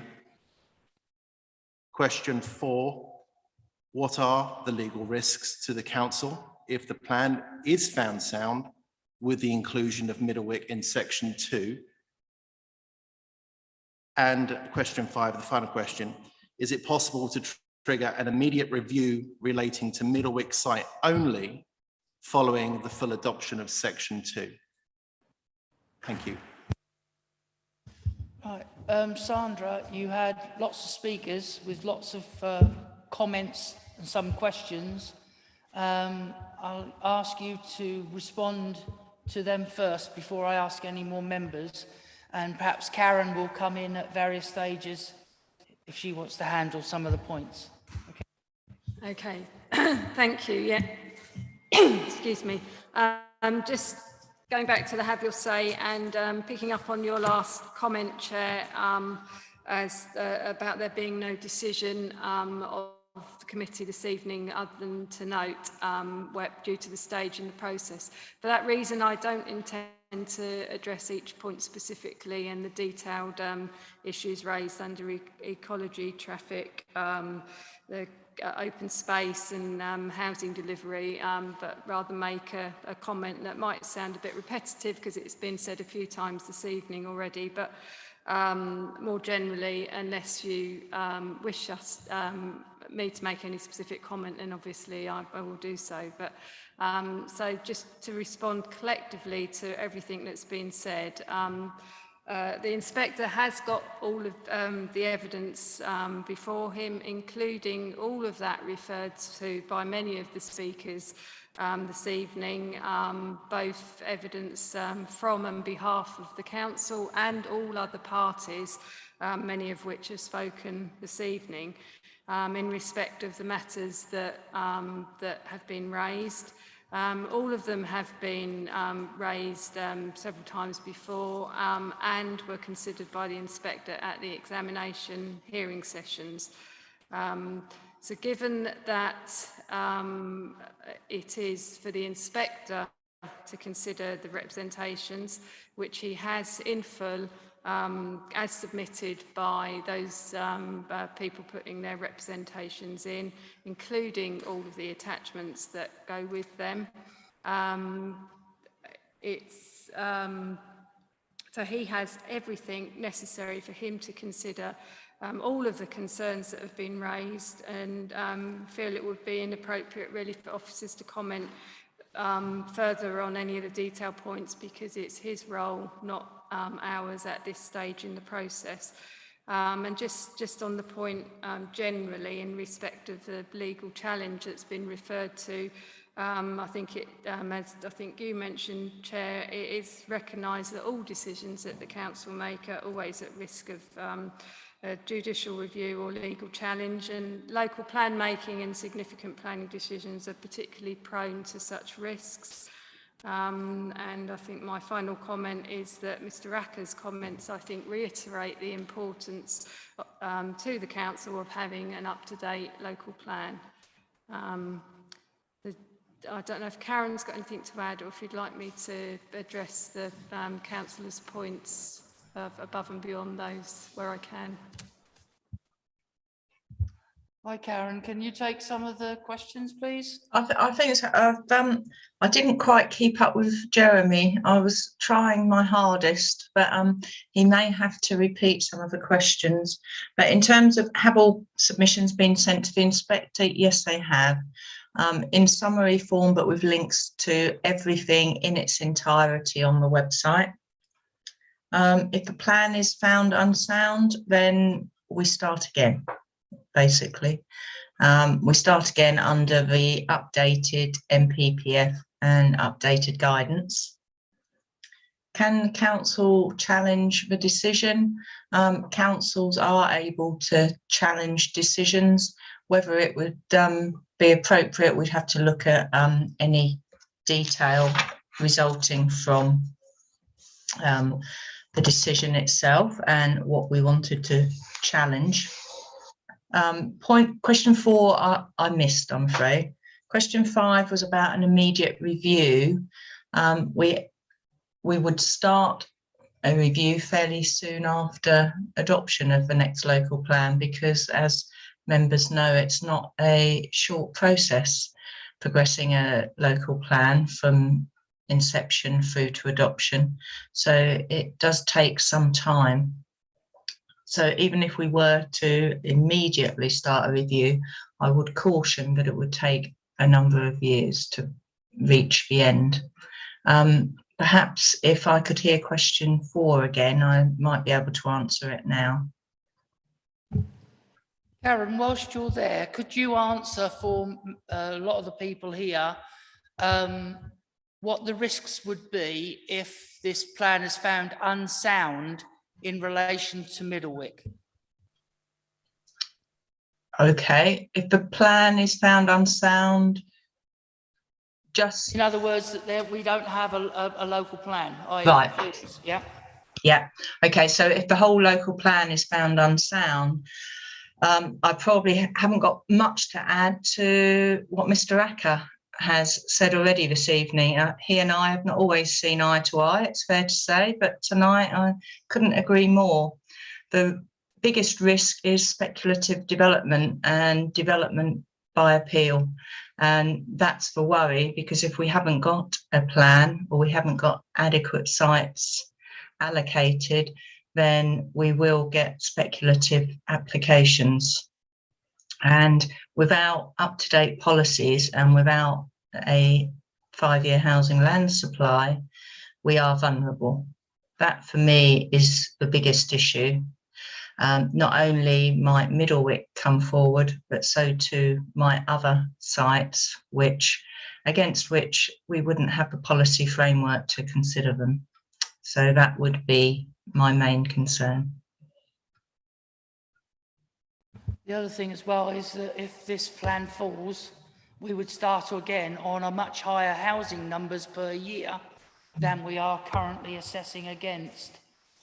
Jeremy, you wanted to come back? Yeah, just to come back on Karen's question for question 4, it was, what are the legal risks to the council if the plan is found sound with the inclusion of Middlewick in section 2, given the additional legal evidence submitted in the modifications?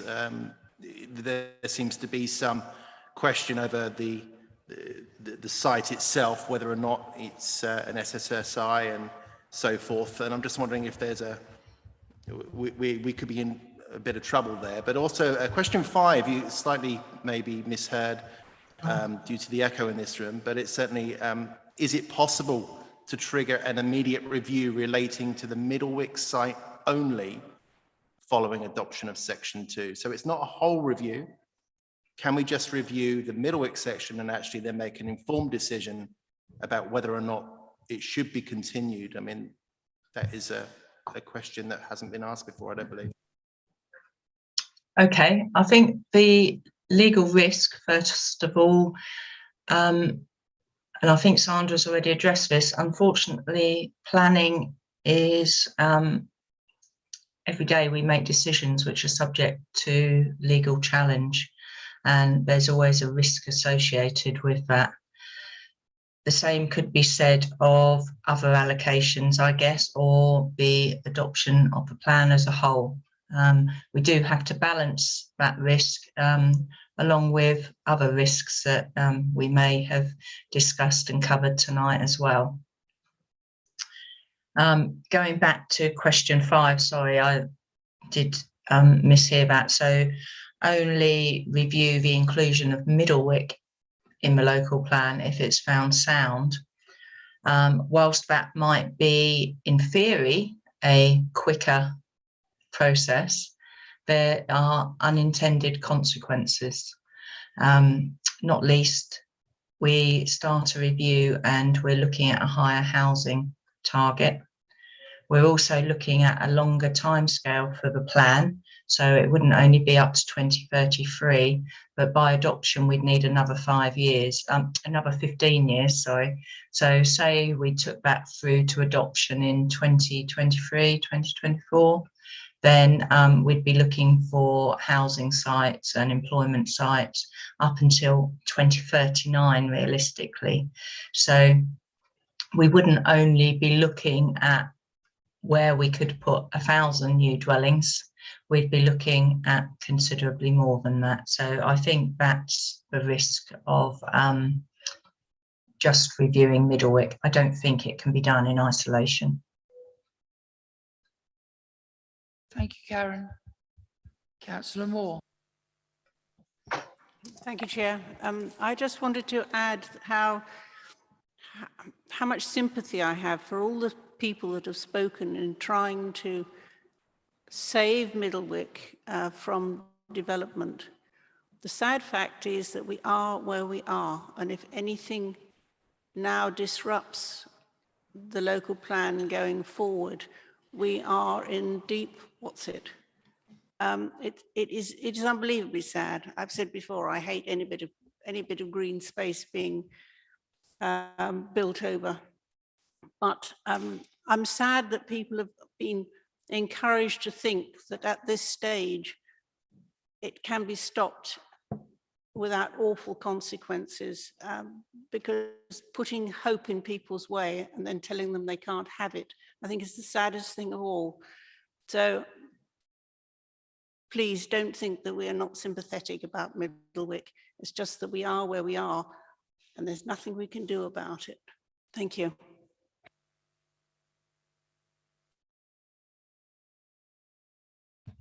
I have no other, yes, I do. Councillor Fox. Thank you very much, Chair. I'd like to put on record my thanks for the contributions that people have made this evening. There's a lot of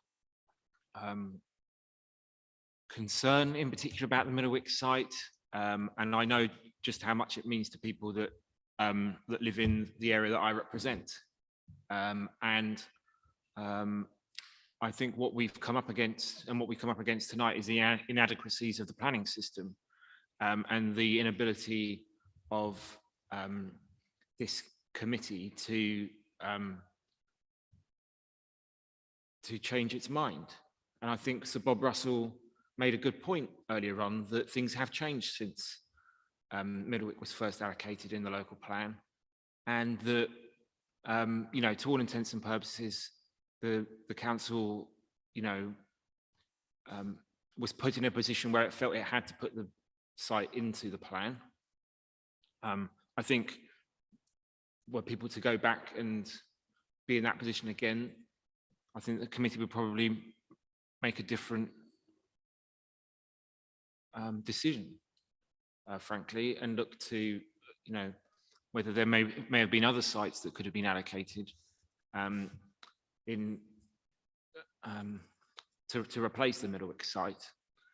We are where we are, and it's now up to the inspector to make the decision, and then the full council to make a decision next year. I think, you know, there have been other good points made tonight about the risk of speculative development. I welcome what John Acker said about that. I think that the whole borough is at risk of speculative development, not just Middlewick ranges.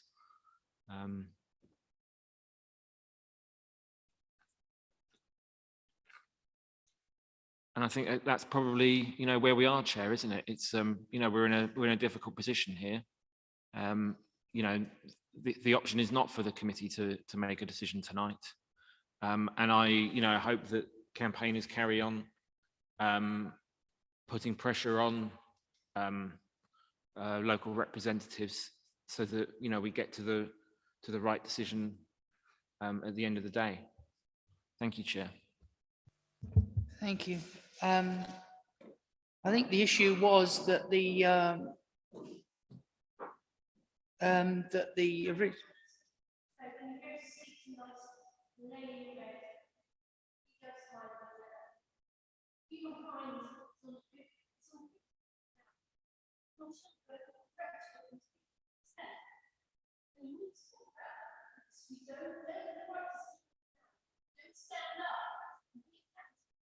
It's on the floor.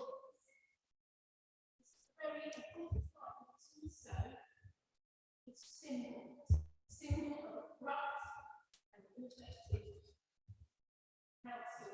Sorry, you've had your comments. Thank you. Well done, Lisa. So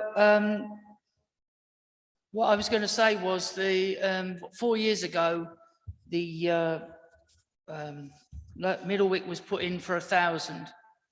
Ministry wanted 3,000. If it wasn't in the local plan, they would be able to go for 3,000 as speculative development with no say by us at all, full stop.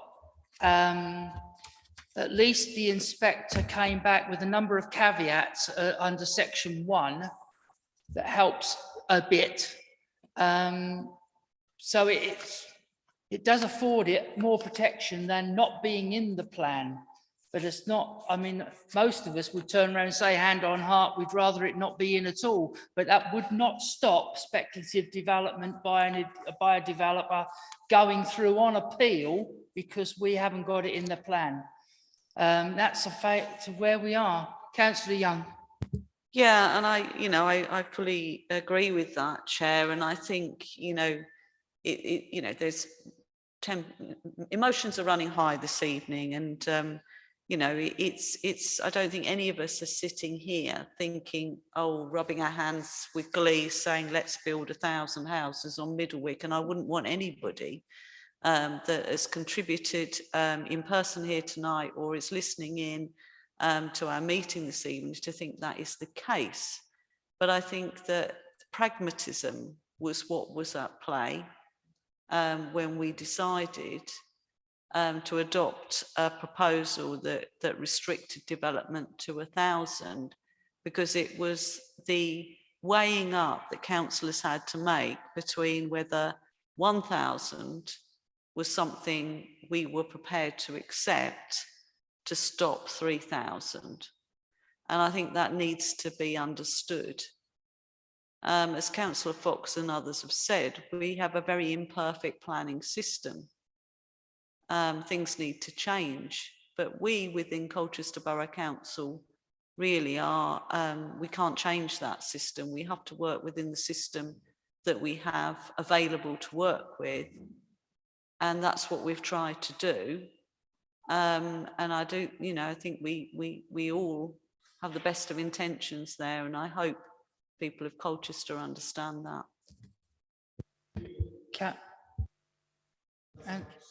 And Councillor Luxford-Vaughan.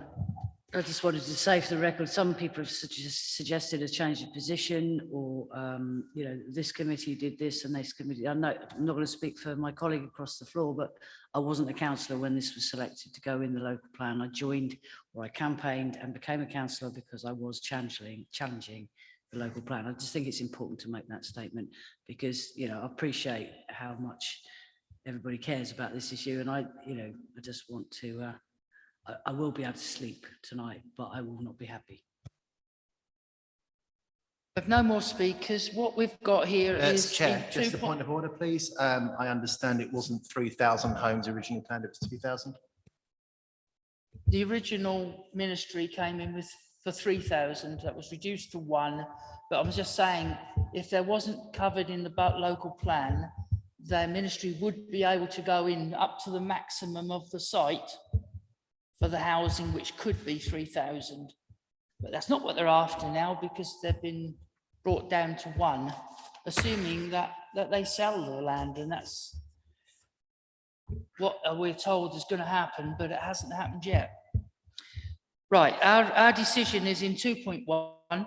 It's in 3 parts: to note the information in the report summarising the response to the consultation on the main amendments attached in Appendix A.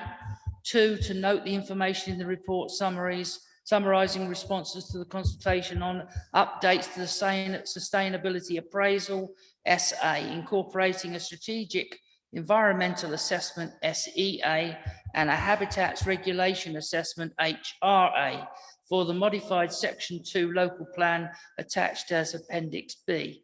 And finally, notes to information in the report summarising the response to consultation on the additional modifications and policies maps attached in Appendix C. And the reason for this decision, it says here, well, for this noting of, to facilitate the adoption of the local plan for the borough in order to provide a robust and sustainable basis for guiding future growth and development across the borough.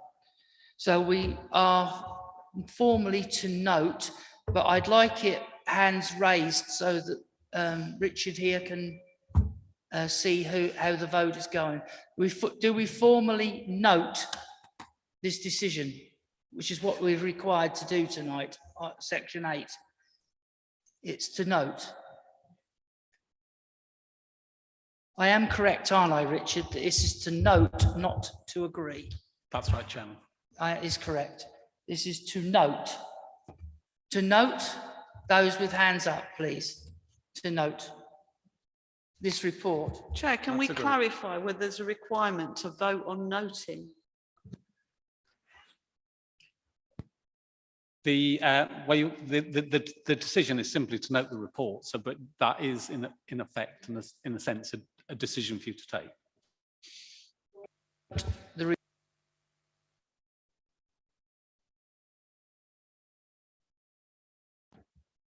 That's agreed, Chairman. Thank you. That's item 8. Now we're at almost 8 o'clock. Do we want a 10-minute break? Okay, 10-minute break.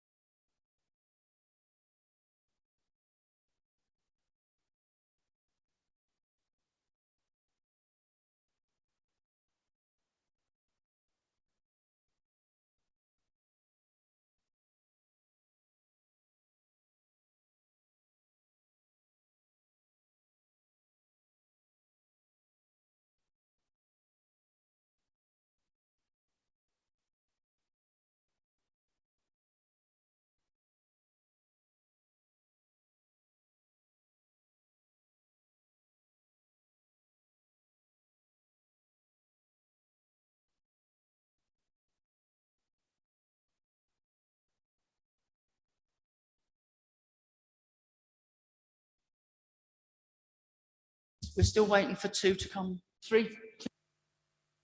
Lewis indicated he had to leave earlier. He had another meeting in the his parish, one of his parishes. So, yeah. Yeah, he's got several apparently.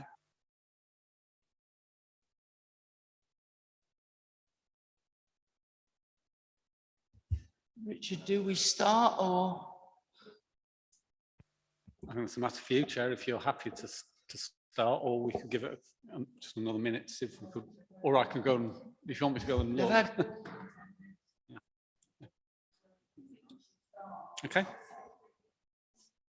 Yeah, it's still going. Yeah.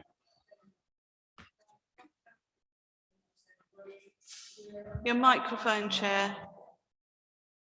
Sorry, I thought I'd pressed it.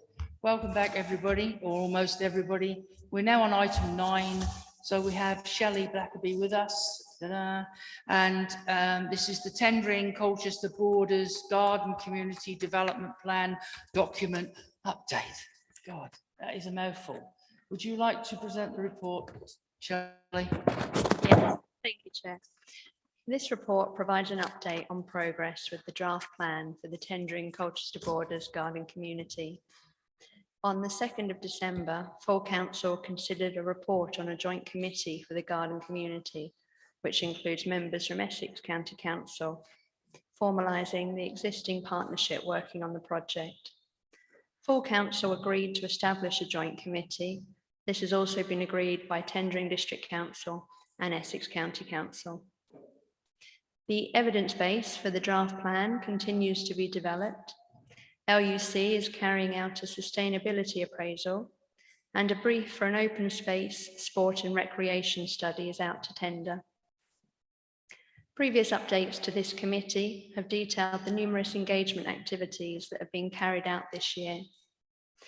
In October, all engagement tools closed to give time to review and consider all comments received. 2 engagement reports are being prepared.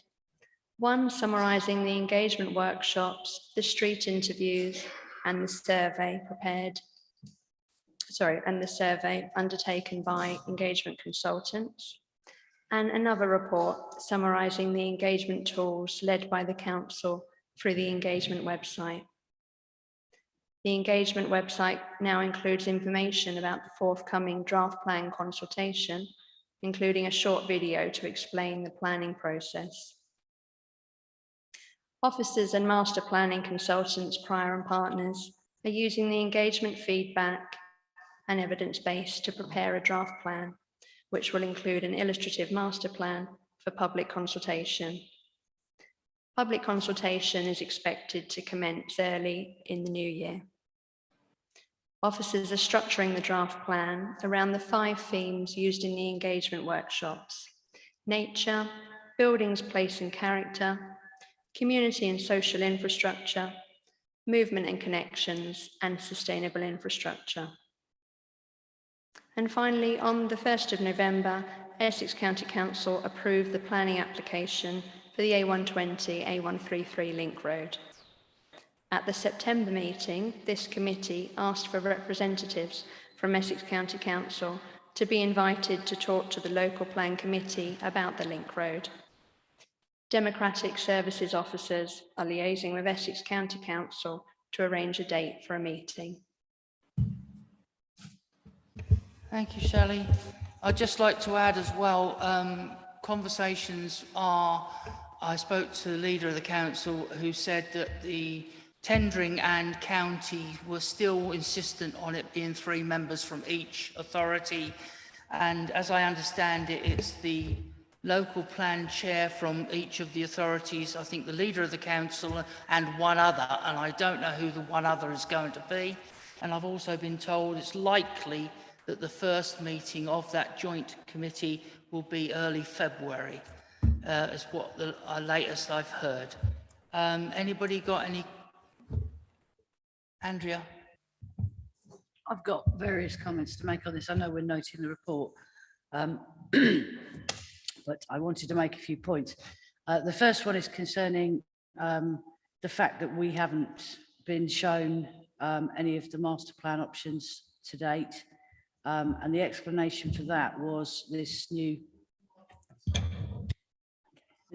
Okay, yeah, I've got you. And the explanation for that was that we're moving to this new joint committee. I think it's on the record that I don't agree with that way of structuring this project, but I still don't see that that's a decent excuse for us not to see something that's going to significantly affect our residents, and that we shouldn't have an input into that process. We've just been told, and it's in the report, that officers and priors and partners are using the engagement feedback to feed into that master planning. Well, certainly I attended 2 of those sessions, and the overriding thing from local communities is, would you please consider putting a buffer zone in that is a reasonable one? And all of the options that I've seen through the privilege of being the observer at the steering group show that that has been totally ignored. That also means that every single piece of consultation that has happened on this project for the last 6 years has been completely ignored. Local communities have asked for a buffer zone. They've pointed out, and the inspector agreed, that the concept of a garden community is a discrete and self-contained settlement. That does not mean it straddles 2 dual carriageways. I mean, that is possibly the worst piece of planning, and we're still at the beginning, that I've ever seen. And I think it's just unacceptable, totally unacceptable that that's still in. I don't think anybody in this council has ever agreed with the principle of straddling either the link road or the A133. And certainly I don't see how you can still call it a garden community if you do. You also mentioned, Shelley, the ECC. The ECC aren't prepared to come and talk to us because apparently there's not insufficient information at the moment, and they're going to come and update us in February. Well, after 4 years, why isn't there something on the RTS? I find it just incredible that after 4 years and millions of pounds being spent on this project, we still do not have an RTS route. That is just it's unacceptable, totally unacceptable. I mean, one of my first questions to ECC, and it'd be lovely to have that conveyed via officers here, is there any money left for the RTS now, considering how the project funding for the link road has gone ahead? Is the reason why we're not seeing any detail because we literally haven't got any money left to do it? Can I stop you in your tracks for a second? I'm going to come back to you in a second, but just saying that the decision to set this joint committee up was taken by full council, therefore that's a done and dusted thing, right? As to the division of works, I've been told, and we were all told at full council, that's everything basically relating to that side. I'm sure Julie will correct me if I'm wrong. So that's the situation. And until I see some documents myself to know what's happening come February and so on, I think we're all as much in the dark. Okay, but I mean, just because we've agreed to a joint, I appreciate that is the decision of the council, and that I'm the only person that didn't like that idea, or actually not the only person. But it doesn't mean we can't be given information about this project. It affects our borough. You were told at the briefing that every councillors will be able to attend and speak like they would do on any normal committee like today at that joint committee meeting. So it means any councillor can. Yeah. So Julie could come from Grinstead, or Adam might turn up from Old Heath, who knows? Right. Okay, yeah. On that point, and I'm not sure that's the purpose of this meeting, is I would have more influence as a member of the public because I'm part of the consultation process than I do as a councillor elected by a large majority of my residents. So that is undemocratic, but I don't think that's what we're here to discuss, really. Just also, we've on item 14, we talk about environmental and sustainable considerations. The link road went through, yet there were 12 material planning grounds why they could have actually rejected it, and one of them being that it doesn't comply with our climate emergency declaration. So I wonder how we get around that on point 14. What else? Financial implications. I don't know whether this was stressed strongly enough when we discussed the joint committee, but I think councillors have always been under the understanding that one of the agreements that we had with tendering was that we would share the numbers for the houses across the project period in its entirety and not the plan period. And actually, we do not have that as a legally binding document. And for me, under the title of financial implications, can we justify the amount of money we have allocated to this project if we aren't actually getting the number of houses that we were expecting to get? I think that's quite an important consideration. Another question I'd like to ask is we talked about numbers at Middlewick. They're set in the plan at 1,000.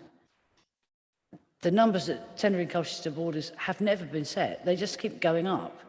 And obviously we're doing master planning now for 9,000 houses. We don't need 9,000 houses to trigger the HIF funding. We don't need 9,000 houses to comply with the viability reports. Why are we still designing for 9,000 houses? When are we going to set those numbers? That seems quite extraordinary that such a huge, I mean, it's 2,000 houses we're talking about. Why that's still floating in the ether, and I want to know when those numbers are going to be fixed. And also, who briefed priors and partners in terms of individuals? Because, as I said, I don't think they've taken any notice of either what the inspector said as you know, about coalescence, or certainly what anyone has fed into any of the consultations about coalescence. And yet they've obviously been briefed and told, yeah, you know, plonk houses wherever you like, right away across the site. And, you know, it's very disparate, and I don't understand it in terms of planning terms, and I don't need to be a planning expert to know that it doesn't work. But certainly, I don't see how it complies with our commitment to building a garden community either. So those are two questions I'd like answered, please. Shelley, there you go. That's a good start for 10. Okay. Well, can I suggest that we provide you with a written response to your detailed questions? Okay. Councillor Moore. Yes, with apologies, this is probably a question I should have asked a little bit earlier on, and it's not exactly pertinent to the report that we are asked to note. But a question I have been asking myself about this, about the joint committee, is what scrutiny is built into it? Who will scrutinise the decisions that they are going to make? It's something that I haven't been, it hasn't been explained to me yet, perhaps because I didn't ask the right question. But scrutiny, please, can somebody enlighten me? Tendering District Council will be administering the joint committee. And I think in terms of your question, it's really a question for the Strategic Governance Manager.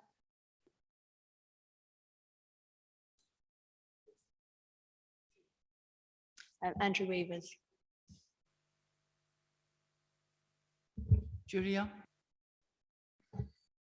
Yeah, thank you, Chair. I guess my question is, you know, we've debated this in Cabinet, we've debated this at full council now, and decisions have been made. So, you know, they stand to be adopted, you know, as adopted policy going forward. But given the comments that were made about documents having been cited that reveal no buffer zones, that gives cause for concern. So I guess my question is, will this committee receive reports, regular reports on the work of the joint committee?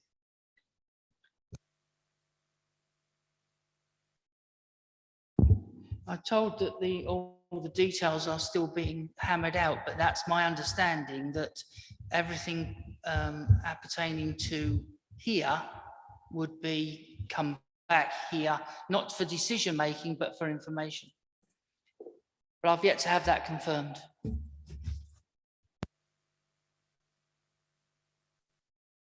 out? Councillor Fox. Just a question about the consultation on the draft plan and the master planning process. Will the decision to put that out to public consultation be made by the new committee in the new year? The dates in the paper are not. I appreciate that they're a movable feast. They're not particularly clear at the moment in terms of at what point the joint committee will be in place in order to make that decision. And so I suppose what I want to ensure is that if it's the new committee that makes that decision, that committee sees those plans before they're sent out for public consultation. Yeah, sorry, it's just to make sure that whichever committee is making the decision to send the plans out for consultation have had, the time and the time to review those before they send them out to the public. I don't know what Shelley's going to say, but my understanding is the first meeting of that committee is February, and if the consultation is going to be going out in January, that committee can't be making the decision on it. Shelley? Yes, thank you. My understanding is that, yes, the joint committee will be making the decision to publish the draft plan for public consultation, and that the consultation will have to take place after that first meeting of the joint committee. I have no other speakers. Thank you, Shelley, for that. Now, in 2.1, it's to note the contents of the report. No decision required since the report is for information only. Can we indicate, for the benefit of Richard, our confirmation that we note? That's agreed, Chairman. Yeah, okay, thank you. That's item 9. So we now move to, thank you, Shelley. We now move to item 10. I've got Karen Syret, who's supposed to be presenting this, so I'm assuming she's doing it on Zoom, and that is the Environment Act, item 10. So, Karen? I'm here. Thank you. And ably assisted by Adam, who I can see is just taking his seat at the table. So I'll do a short presentation and then, oh, and Catherine, sorry, I've got my reports in the wrong order, sorry. I shall do the Environment Act first, and then if there are questions, I have colleagues with greater knowledge than me on these specialised subjects. So without further ado, the Environment Act 2021 received royal assent on the 9th of November, and parts of it came into force on the 17th. However, only those parts dealing with sections relevant to the newly established Office for Environmental Protection have actually come into being. We're still awaiting commencement orders for other parts of the Act, and some of these are expected to take years.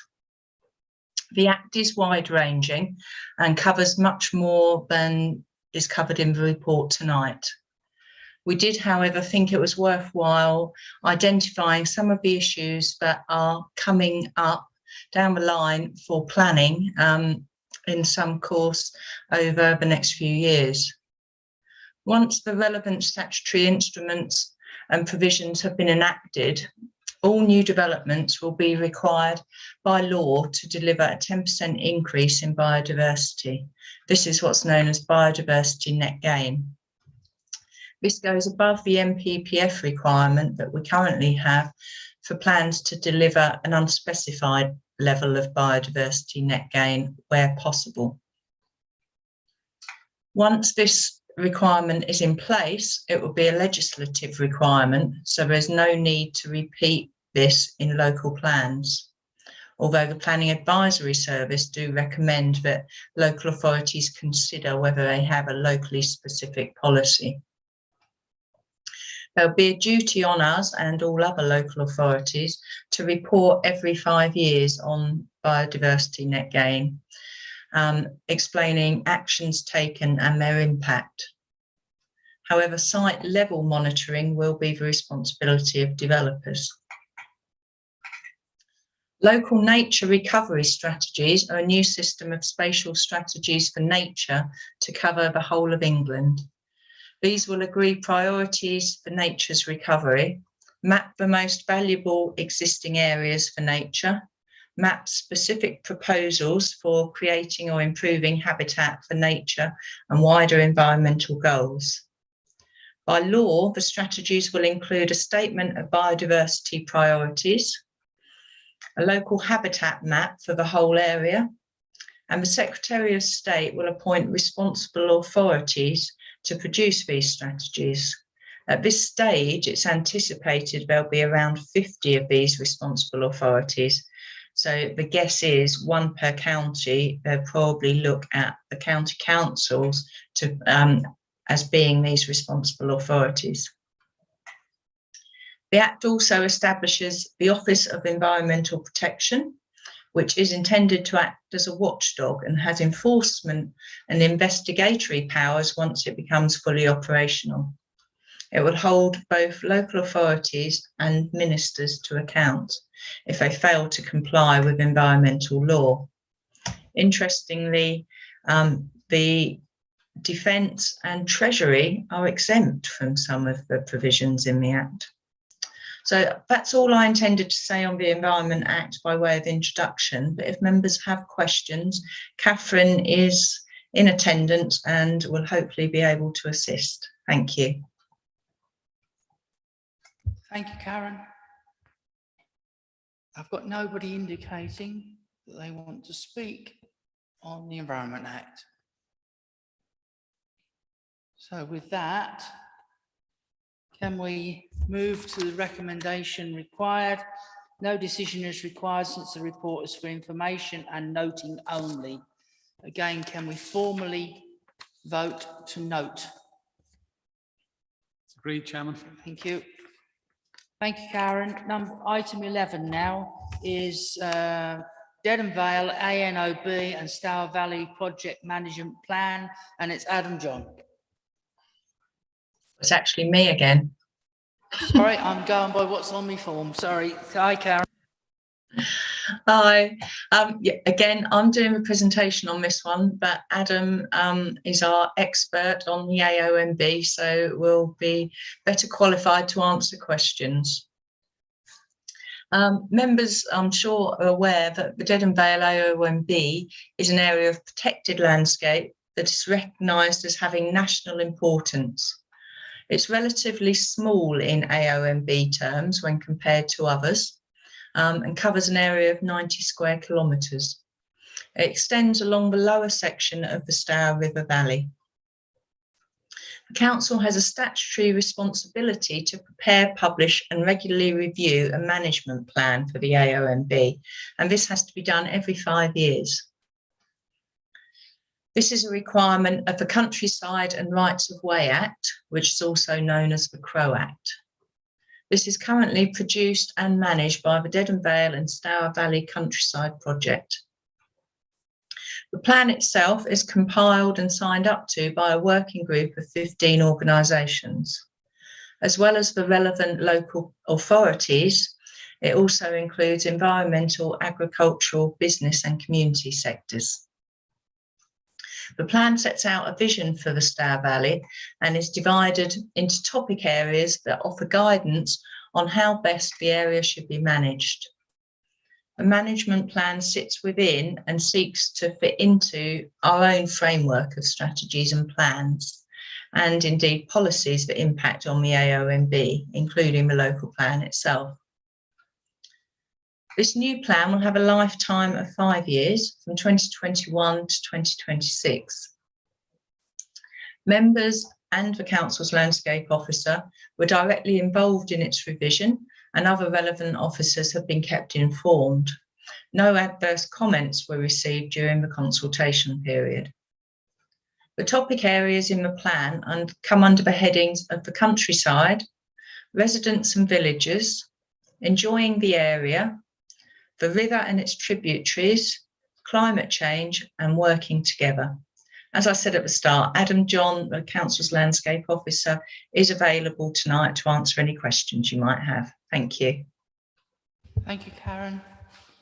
Any questions, members? Dedham Vale. Councillor Moore.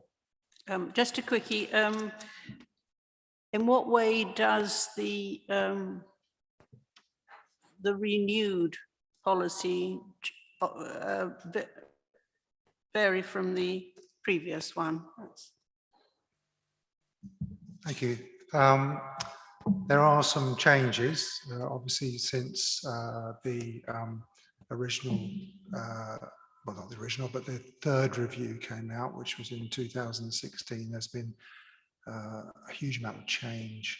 And one of the particular areas is climate change and looking at that and introducing policies that are signed up to by all 15 members of the partnership that look to address specifically climate change.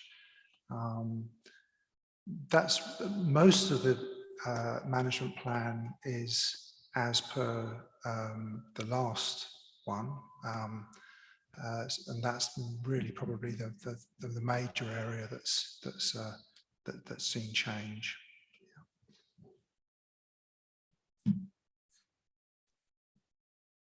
Adam, it says in 4.1 that we may consider not agreeing the memorandum of understanding, but this would have considerable financial implications to the council. Sure. So based on that, I'm assuming you're going to advise that's not a wise move. I would certainly advise that that would not be a wise move. To give you some understanding, we've had the cost to the council for the last 5 years has been fixed at £5,175. The running cost of the project is probably £250,000 per annum. So our contribution is 1.6%. So if we were to look to produce our own management plan and all the obligations that go with that, we would be looking to probably match that £750,000 that it costs to actually run the project. So I would suggest we're getting a fairly good return for that. Yeah. Thank you, Adam. That's very well put. Any other questions from anybody else? If not, I'm looking for the recommendation. Decision. This report brings to the local plan Tench Council responsibilities under the Countryside and Rights of Way Act 2000 to prepare and publish a regular review of up management plan for the Dedham Vale Aonb or Aonb. Therefore, demonstrating they have regard to the purpose of conserving and enhancing natural beauty of the Aonb and having taken account of the Aonb in their actions and decision making. I believe this is purely to note. Am I correct, Richard? That's correct, Chairman, yes. Can we formally indicate that we note? That's agreed, Chairman. Thank you. Thank you, Adam, very much. We're now on to item 12, which I think again is Karen. It is, thank you very much. This is only the second year that we've been required to publish an infrastructure funding statement. The purpose of, and I'm going to call it an IFS going forward just for simplicity. The purpose of an IFS is to give communities a better understanding of how developer contributions have been or are planned to be spent. Developer contributions in Colchester include Section 106 legal agreements and unilateral undertakings secured as part of the planning application process. Planning obligations, which are also known as Section 106 agreements, are legal agreements which can be attached to planning permissions in order to mitigate the impact of development. The Council is responsible for securing funding and delivery of a number of items of infrastructure, but not all infrastructure. And that's an important distinction. We're responsible for the delivery of affordable homes, community facilities, sport, recreation and public open space. To a lesser extent, CCTV, travel plans and other elements are included in Section 106 agreements by us. The IFS provides detail on how much money has been secured through new agreements, how much money has been collected and how funds have been spent in these service areas that I've just detailed.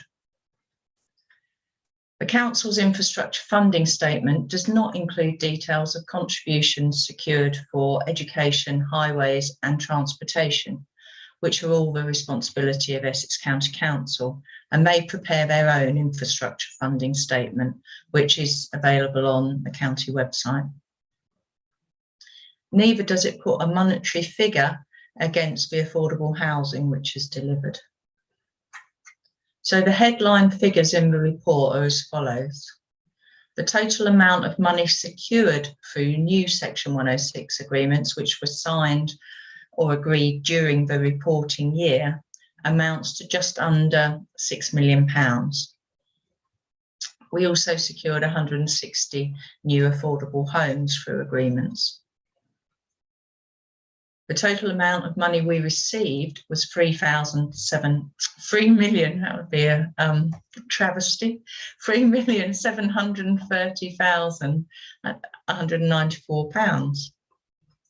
The total amount of money that we'd previously received but not spent is 7.7 million. The total amount of commuted sum retained was 2.5 million, of which 1.7 million was for long-term maintenance.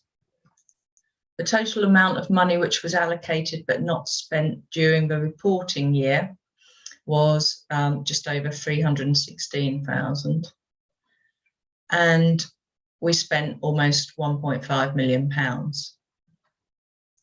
So the IFS itself provides more detail on how these figures are broken down. And what I would say in response to the speaker earlier is that there's always a delay between Section 106 agreements being signed, development starting on site and reaching trigger points where money is then payable. We then have to deliver a scheme on site. And sometimes money needs to be pulled before an infrastructure project can be delivered. That's why in some years there'll be more spend than in others, and there'll be a delay between receipt and spend often. Rest assured, however, that we do have robust monitoring procedures in place to ensure that money is spent and not returned. I'm happy to answer any questions that members might have, and I'm also happy to respond to Mr. Sunnock's questions when he sends them to me. Thank you. I've got Julie Young first. Thanks very much, Chair, and thanks for your reassurance, Karen, that there is a robust monitoring system in place to make sure that we are making good use of that 106 funding and not having to return that to developers, because I think in the past we've kind of been guilty of that many years ago now, I think.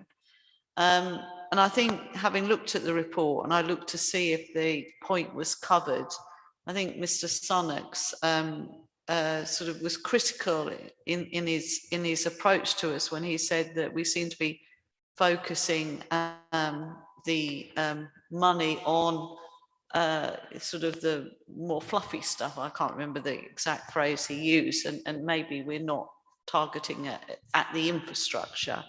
But I think Karen has adequately explained that that is the responsibility of Essex County Council, and they will be doing their own report in terms of 106 money that's come from developments that has actually made its way to them. But I just wonder whether there was an opportunity to clarify that somewhere in this report, so people don't get the wrong impression that you know, we're not taking money for highways infrastructure improvements. Karen, do you want to take each comment one by one or all together? I don't mind. That one's a straightforward one, so I think that's a good suggestion. I've actually held off publishing this report because whilst most of it, or all of it, is indeed factual, I thought amendments could be made before it was published, and I think this is probably a good one. I thought it was mentioned, but it's clearly not clear enough. So I'll certainly go back and look to make a revision to incorporate that, and maybe to include a link to the Essex County Council one on their website as well. Thank you. Thank you. I got Jeremy Hagan. Thank you, Karen. Thank you, Chair, for the introduction to that. It was obviously the first time that I've looked at this, and it's very insightful. The only consideration perhaps is under 1.2 on the executive summary. It'd be interesting to see a figure, an at-risk figure of monies that perhaps might fall off within a certain period of time that needs to be spent. And as Councillor Young has mentioned, perhaps there was a time previously where monies were handed back to the developers. We certainly don't want to see that, and we want to make sure that the monies are delivered to the communities that are affected by new developments. And yeah, I think a figure in there just to say that this money here is at risk, it needs to be spent. It'd be nice to see that. Thank you.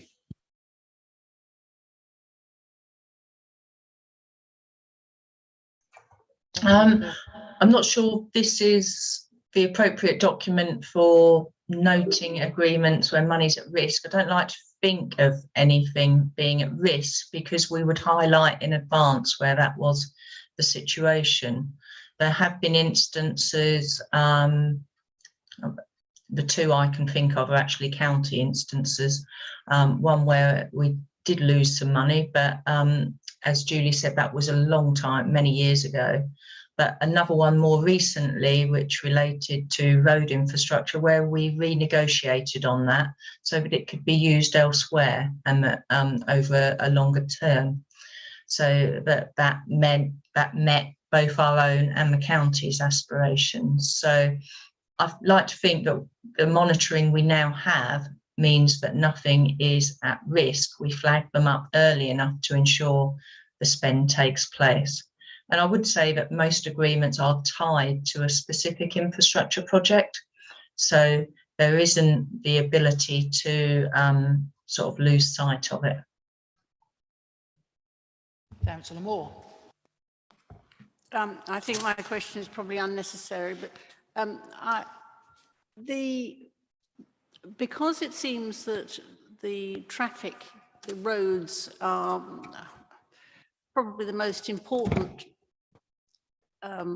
item involved in development. You know, it's the roads, or the lack of large enough roads or junctions that cause more trouble than anything else.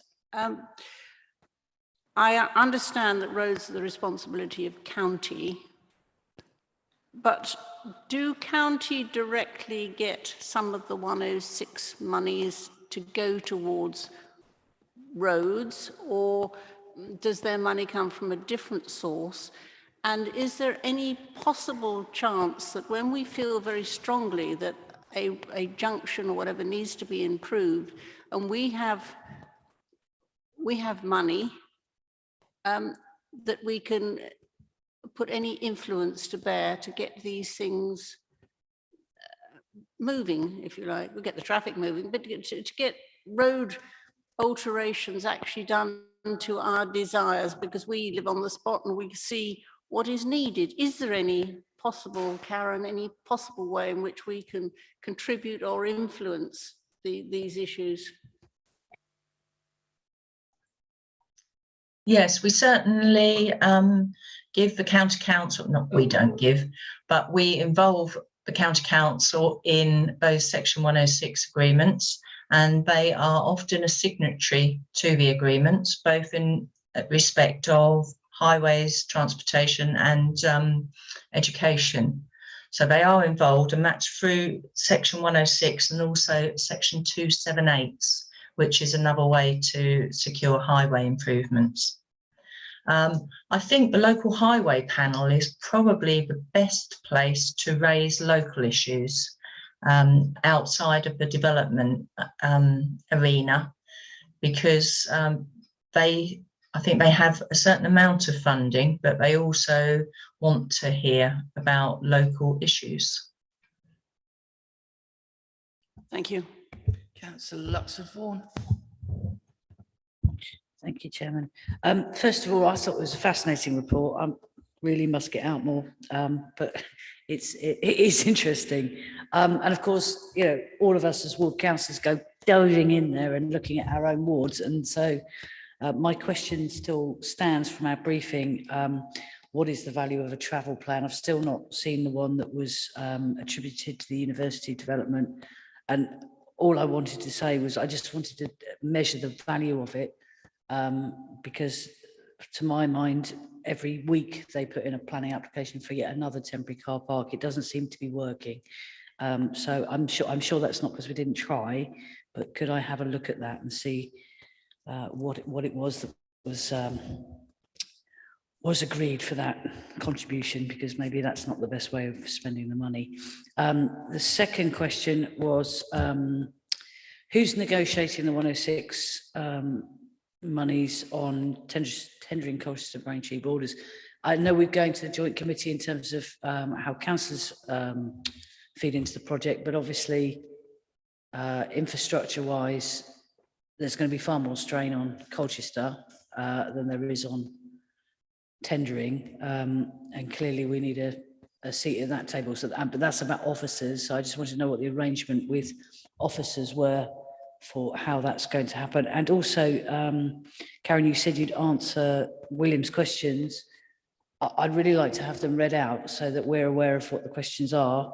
I don't want to blow smoke anywhere, but work with William quite closely during the hearings, and I think 90% of what I know about viability on any planning application is down to William and his expertise and background. So I'd be interested to hear what his concerns are.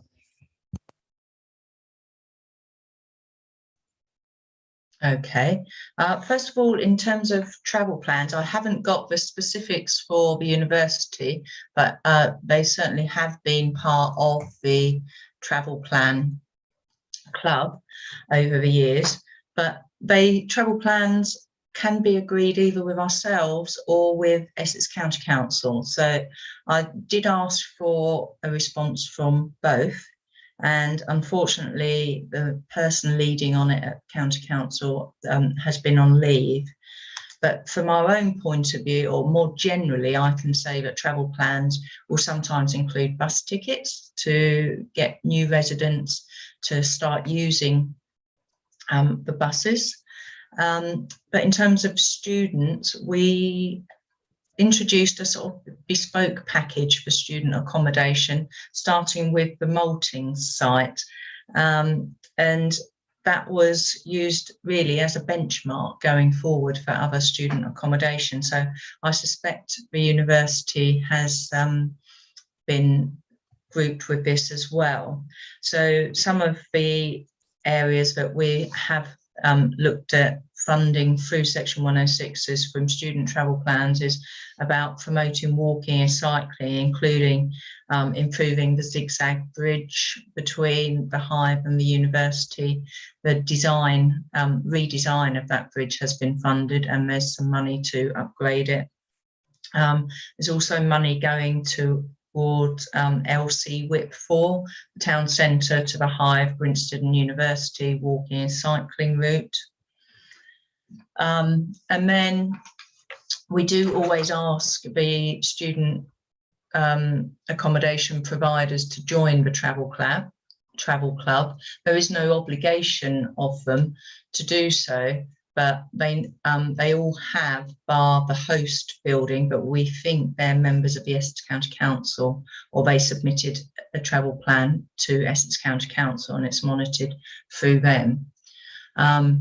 If they join ours, then we're able to support them deliver on their plan, and we can also monitor the success of that plan. The last year or 2 years almost have been rather difficult, as you might imagine, because there haven't been as many students on site living in the accommodation. But we are keen to re-establish those relationships with the members. The most engaged accommodation has been at the Maltings and the Avon Way development. So we haven't had any problems there. Hawkins Road development proposal, they will also be members of the Colchester Travel Plan Club. So I think we have got things in place there. I'm happy to look up the university in particular and send you details of that separately. Then in terms of tendering Colchester garden community, the infrastructure strain being on Colchester, some of the biggest ticket items are those controlled by the county council that I mentioned, education and transport. So that won't make any difference. The county council are involved in the process anyway, whether that be tendering or Colchester. Other facilities, well, other facilities and education, of course, will be expected to be on site, so will be conditioned by way of legal agreement and delivered in kind. So that's generally preferable to securing a financial contribution because there's more certainty of delivery. So community facilities, public open space, that sort of thing, that will be expected to be delivered on site. Mr. Sunnox has literally just emailed me his question, so I can't read them out. Well, I suppose I could. Let me just open it.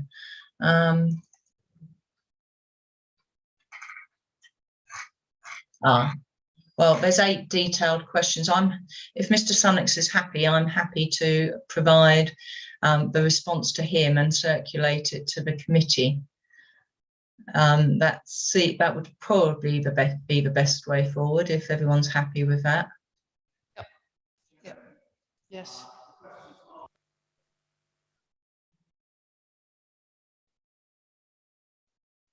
Chair, for the benefit of people at home, well, we can't have really people shouting out from their audience. We need to have, but also the time for the public to contribute has gone.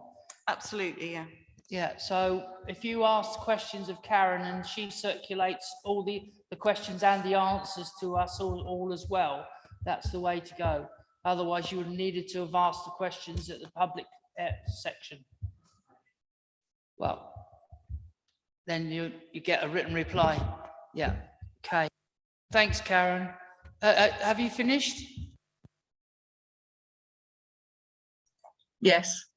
Yeah, okay.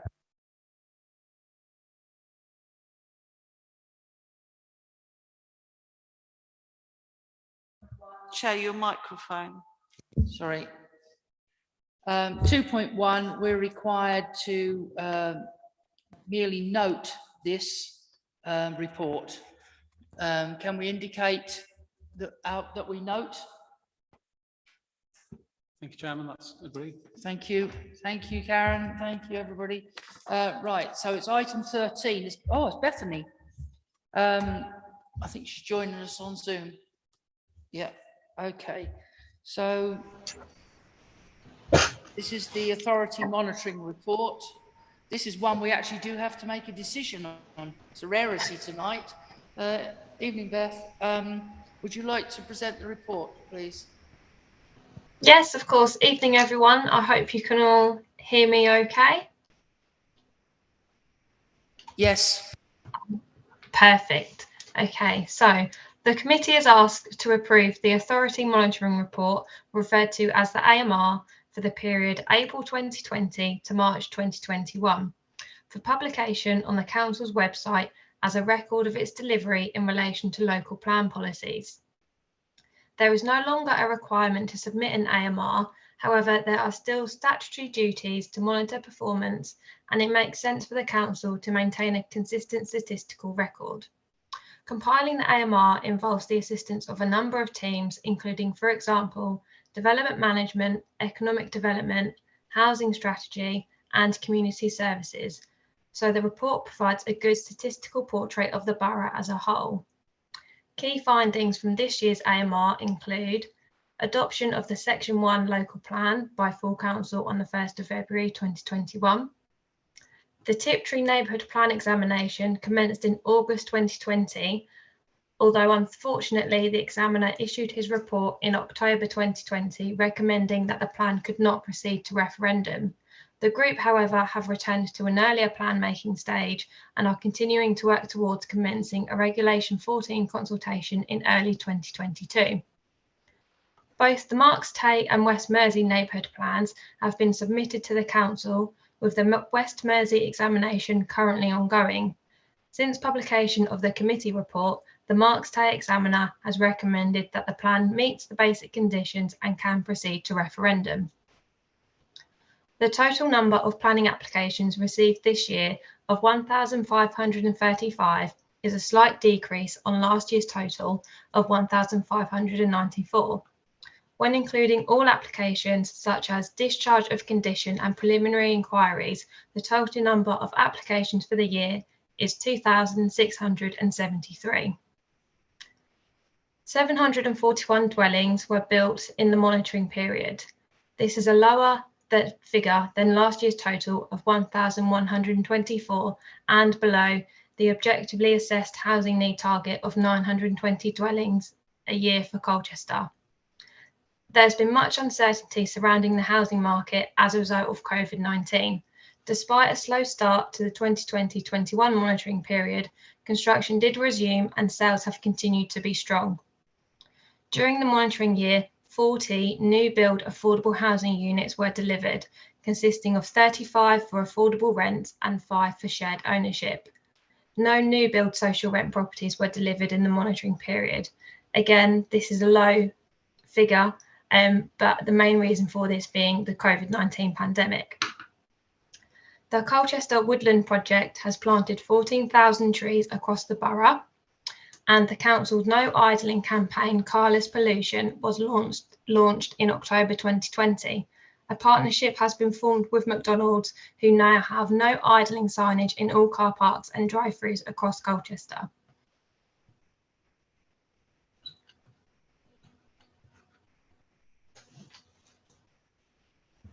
Thank you, Beth. Any questions? Andrea?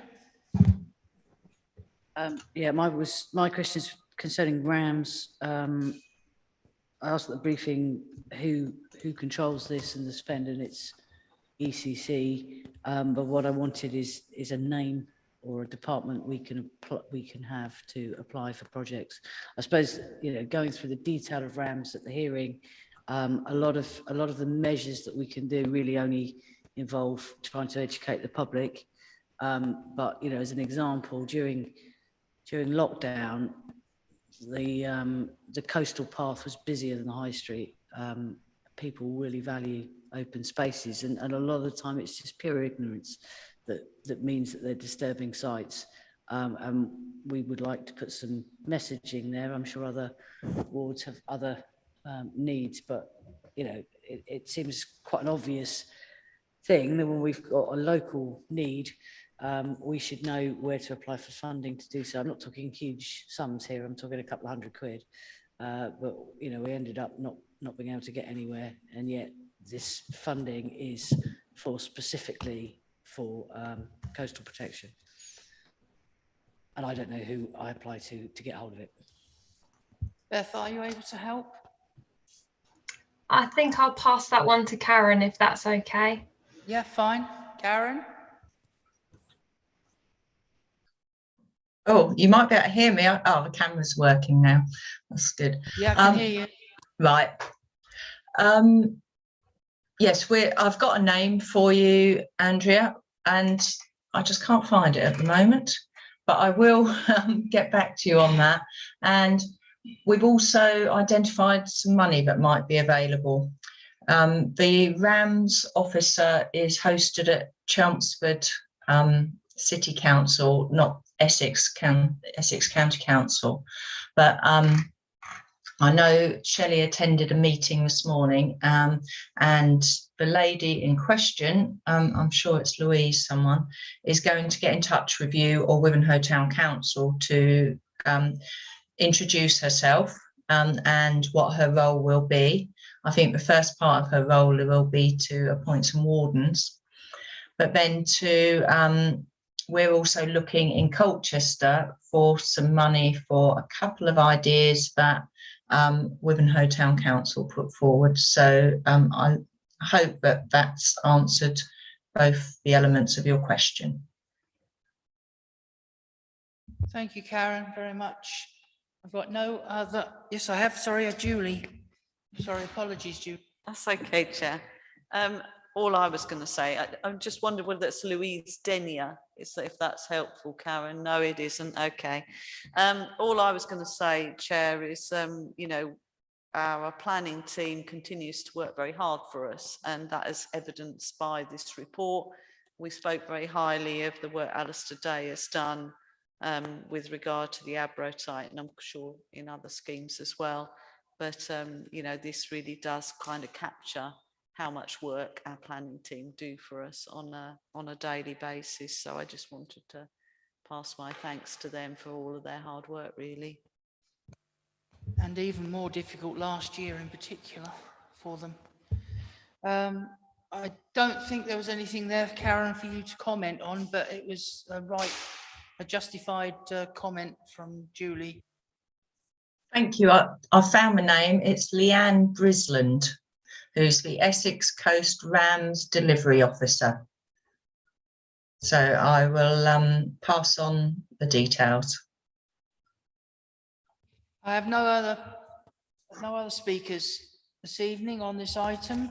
So can we move to 2.1, where we are required to asked to approve the 2021 Authority Monitoring Report, AMR, for publication on the council website.